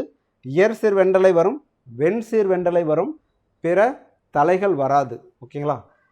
இது இயற்சீர் வெண்டலை அப்படின்னா என்னன்னு பார்த்தீங்கன்னா, ஆசிரிய தலை அப்படின்னு இருக்குது. நேரொன்று ஆசிரிய தலை, நிறையொன்று ஆசிரிய தலைன்னு இருக்குது. அதனோட எதிர்ப்பதத்தை தான் இயற்சீர் வெண்டலைன்னு சொல்லுவாங்க. அதாவது விலமுன் நேர், மாமுன் நிறை அப்படின்னு இருக்கும். இதுதான் இயற்சீர் வெண்டலை அப்படின்றது. வெண்சீர் வெண்டலை அப்படின்னா காய்முன் நேர். இதுதான் வெண்சீர் வெண்டலை அப்படின்றது. இந்த ரெண்டு தலைகள் தான் வரும் அப்படின்றாங்க. ஆனால் இங்கே என்ன கொடுத்துருக்கு, இயற்சீர் வெண்டலைன்னு இருக்கு. இது சரிதான். நமக்கு கொடுக்காததை பற்றி பிரச்சனை இல்லை, கொடுத்துருக்கிறத பற்றி தான் பிரச்சனை. இங்கே வெண்சீர்ன்றது ஓகே, கனிச்சீர்ன்றது தவறு. ஓகேங்களா? இங்கே இயற்சீர் வெண்டலைன்றது ஓகே, கொடுக்கல வெண்சீர் வெண்டலை, அதனால் நம்மளுக்கு பிரச்சனை இல்லை. இந்த பி ஆப்ஷன்றது சரியாக தான் இருக்குது. ஓகேங்களா? 2 அடி முதல் 12 அடி வரை பாடப்படும் அப்படின்னு கொடுத்துருக்காங்க. புத்தகத்தில் கொடுத்துருக்காங்க. சரி, 2 அடி முதல் 12 அடி வரை பாடப்படும். அதுக்கு மேலே பாடினா அது கலிவெண்பா அப்படின்னு சொல்லுவாங்க. 13 அடிக்கு மேலே பாடினா அது கலிவெண்பான்னு சொல்லுவாங்க. ஸோ இதுவுமே வெண்பாவோட பொது இலக்கணத்தில் சரியாக தான் இருக்குது. ஓகேங்களா? அதுக்கடுத்து ஈற்றடி, முச்சீராய், ஏனைய அடிகள் நார்ச்சீராய் வரும் அப்படின்னு பார்த்துருக்கோம். வெண்பாவோட ஈற்றடி முச்சீராயும் ஏனைய அடிகள் நார்ச்சீராயும் இருக்கும் அப்படின்றதும் சரிதான். ஓகேங்களா? நம்ம திருக்குறளே பார்த்துருப்போம். கடைசி அடி வந்து 2வது அடி வந்து எப்படி இருக்கும் அப்படின்னா 3 சீர்களாக இருக்கும், மேலே இருக்கிறது 4 சீர்களாக இருக்கும். ஓகேங்க. அதுக்கடுத்து இது இல்லாமல் செப்பலோசை பெற்று வரும் அப்படின்னு ஒன்று பார்த்துருக்கோம். செப்பலோசை பெற்று வரும், வெண்பாவின் பொது இலக்கணத்தில் செப்பலோசை வரும் அப்படின்னு பார்த்துருக்கோம். சரி, ஓகே. இது 3மே சரியாக இருக்குது, இது மட்டும்தான் தப்பு இருக்குது. இந்த கனிச்சீர் அப்படின்றது தான் தவறு. ஓகேங்களா? ஓகேங்க. ஆப்ஷன் ஏ தான் இதுக்கான ஆன்சர். அடுத்த கொஸ்டின் 87. ஓமையால் விளக்கப்பெறும் பொருத்தமான பொருளை தேர்க. ஓமை அப்படின்றது தாளம் போடுதல் அப்படின்னு இருக்கு. தாளம் போடுதல் அப்படின்னா ஒருத்தவங்க சொல்றாங்க அப்படின்னா அவங்களுக்கு ஒத்து உதறது அப்படின்னு சொல்லுவாங்க இல்லையா, அதுதான் தாளம் போடுறது அப்படின்னு சொல்றது. அப்ப இங்க இதுல என்ன இருக்குன்னு பாத்தீங்கன்னா, எதை சொன்னாலும் அப்படியே ஏற்றுக்கொள்ளல். ஒரு மேனேஜர் இருக்காருன்னா அவருக்கு கீழே பணிபுரியறவங்க இருக்காங்க அப்படின்னா அவர் என்ன சொன்னாலும் ஒவ்வொன்று தலையாட்டுறவங்க நிறைய பேர் இருப்பாங்க. முடியாது அப்படின்னு தெரிஞ்சுமே தலையாட்டுவாங்க. அப்படி சொல்கிறது தான் தாளம் போடுதல் அப்படின்னு சொல்கிறது. ஓகேங்களா? எதை சொன்னாலும் அப்படியே ஏற்றுக்கொள்ளல், அதை ஆராய்ஞ்சு பார்க்காம அப்படியே ஏற்றுக்கிறது தான் தாளம் போடுதல் அப்படின்றது. இல்லாத ஒன்று அப்படின்னா இதை நம்ம காணல் நீர் அப்படின்னு ஒன்று பார்த்துருப்போம். ரோட்டில் தண்ணியே இருக்காது, பட் ஆனால் தண்ணி இருக்கிற மாதிரி தெரியும் இல்லையா, அதுதான் காணல் நீர் அப்படின்றது. அது இல்லாமல் ஆகாய தாமரை, ஆகாய தாமரைன்னு ஒன்று கிடையாது, ஆனால் ஆகாய தாமரைன்னு சொல்கிறோம். அதுதான் இல்லாத ஒன்று அப்படின்றது. அலைந்து திரிதல் அப்படின்றது பஞ்சாய் பறத்தல். பஞ்சு எப்படி பறக்கும்? அங்கேயும் இங்கேயும் காற்று எந்த திசைக்கு அடிக்குதோ அந்த திசைக்கு பறக்கும் இல்லையா, அதுதான் பஞ்சாய் பறத்தல் அப்படின்றது அலைந்து திரிதல் அப்படின்றோம். எண்ணி துணியாதார் அப்படின்றது அவசர குடுக்கை அப்படின்னு சொல்லுவோம். அவசர குடுக்கை. ஒரு விஷயம் ஆரம்பிக்கிறோம் அப்படின்னா என்ன வரும் ஏது வரும்னு யோசிக்காம எண்ணி துணியாமல் உடனே பாஞ்சு போய் அந்த வேலையை செய்யணும்னு நினைக்கிறது அவசர குடுக்கை. அதனால் நிறைய பிரச்சனை தான் வரும். ஓகேங்க, இவ்வளோதான். ஆப்ஷன் பி தான் சரியானது. எதை சொன்னாலும் அப்படியே ஏற்றுக்கொள்ளல் அப்படின்றது. அடுத்த கொஸ்டின். ஓகே, அவ்வளோதான், முடிஞ்சிருச்சு. இலக்கணம் முடிஞ்சிருச்சு. வீக்கெண்ட் டெஸ்ட்டுக்கான 4க்கான எக்ஸ்ப்ளனேஷன் பார்த்துட்டோம். அதுக்கு அடுத்தது வீக்கெண்ட் டெஸ்ட்டு 5க்கான சிலபஸ் எல்லாமே படிச்சுட்டு வாங்க. தமிழை பொறுத்தவரையில் சிலபஸ்னு ஒன்றும் கிடையாதுங்க. எதை வேணாலும் எது கூட வேணாலும் கனெக்ட் பண்ணி பண்ணலாம். ஓகேங்களா? அதனால் இது சிலபஸில் இருக்குது, அப்படி இருக்குது, இப்படி இருக்குது, சிலபஸில் இல்லை அப்படின்லாம் யோசிக்க வேண்டாம். அட்டை தமிழ் படிக்கணும். ஓகேங்களா? எது கூட வேணாலும் தொடர்புபடுத்தி சிலபஸை காட்டலாம். ஓகேங்களா? அதனால் நல்லா படிச்சுட்டு வாங்க. நல்லா படிச்சுட்டு வந்து நல்லா எழுதுங்க. இந்த வீக்கெண்ட் டெஸ்ட்டு உங்களுக்கு ஒரு நல்ல ஒரு பலனை கொடுக்கும். ஓகேங்களா? தேங்க்யூ, நன்றி.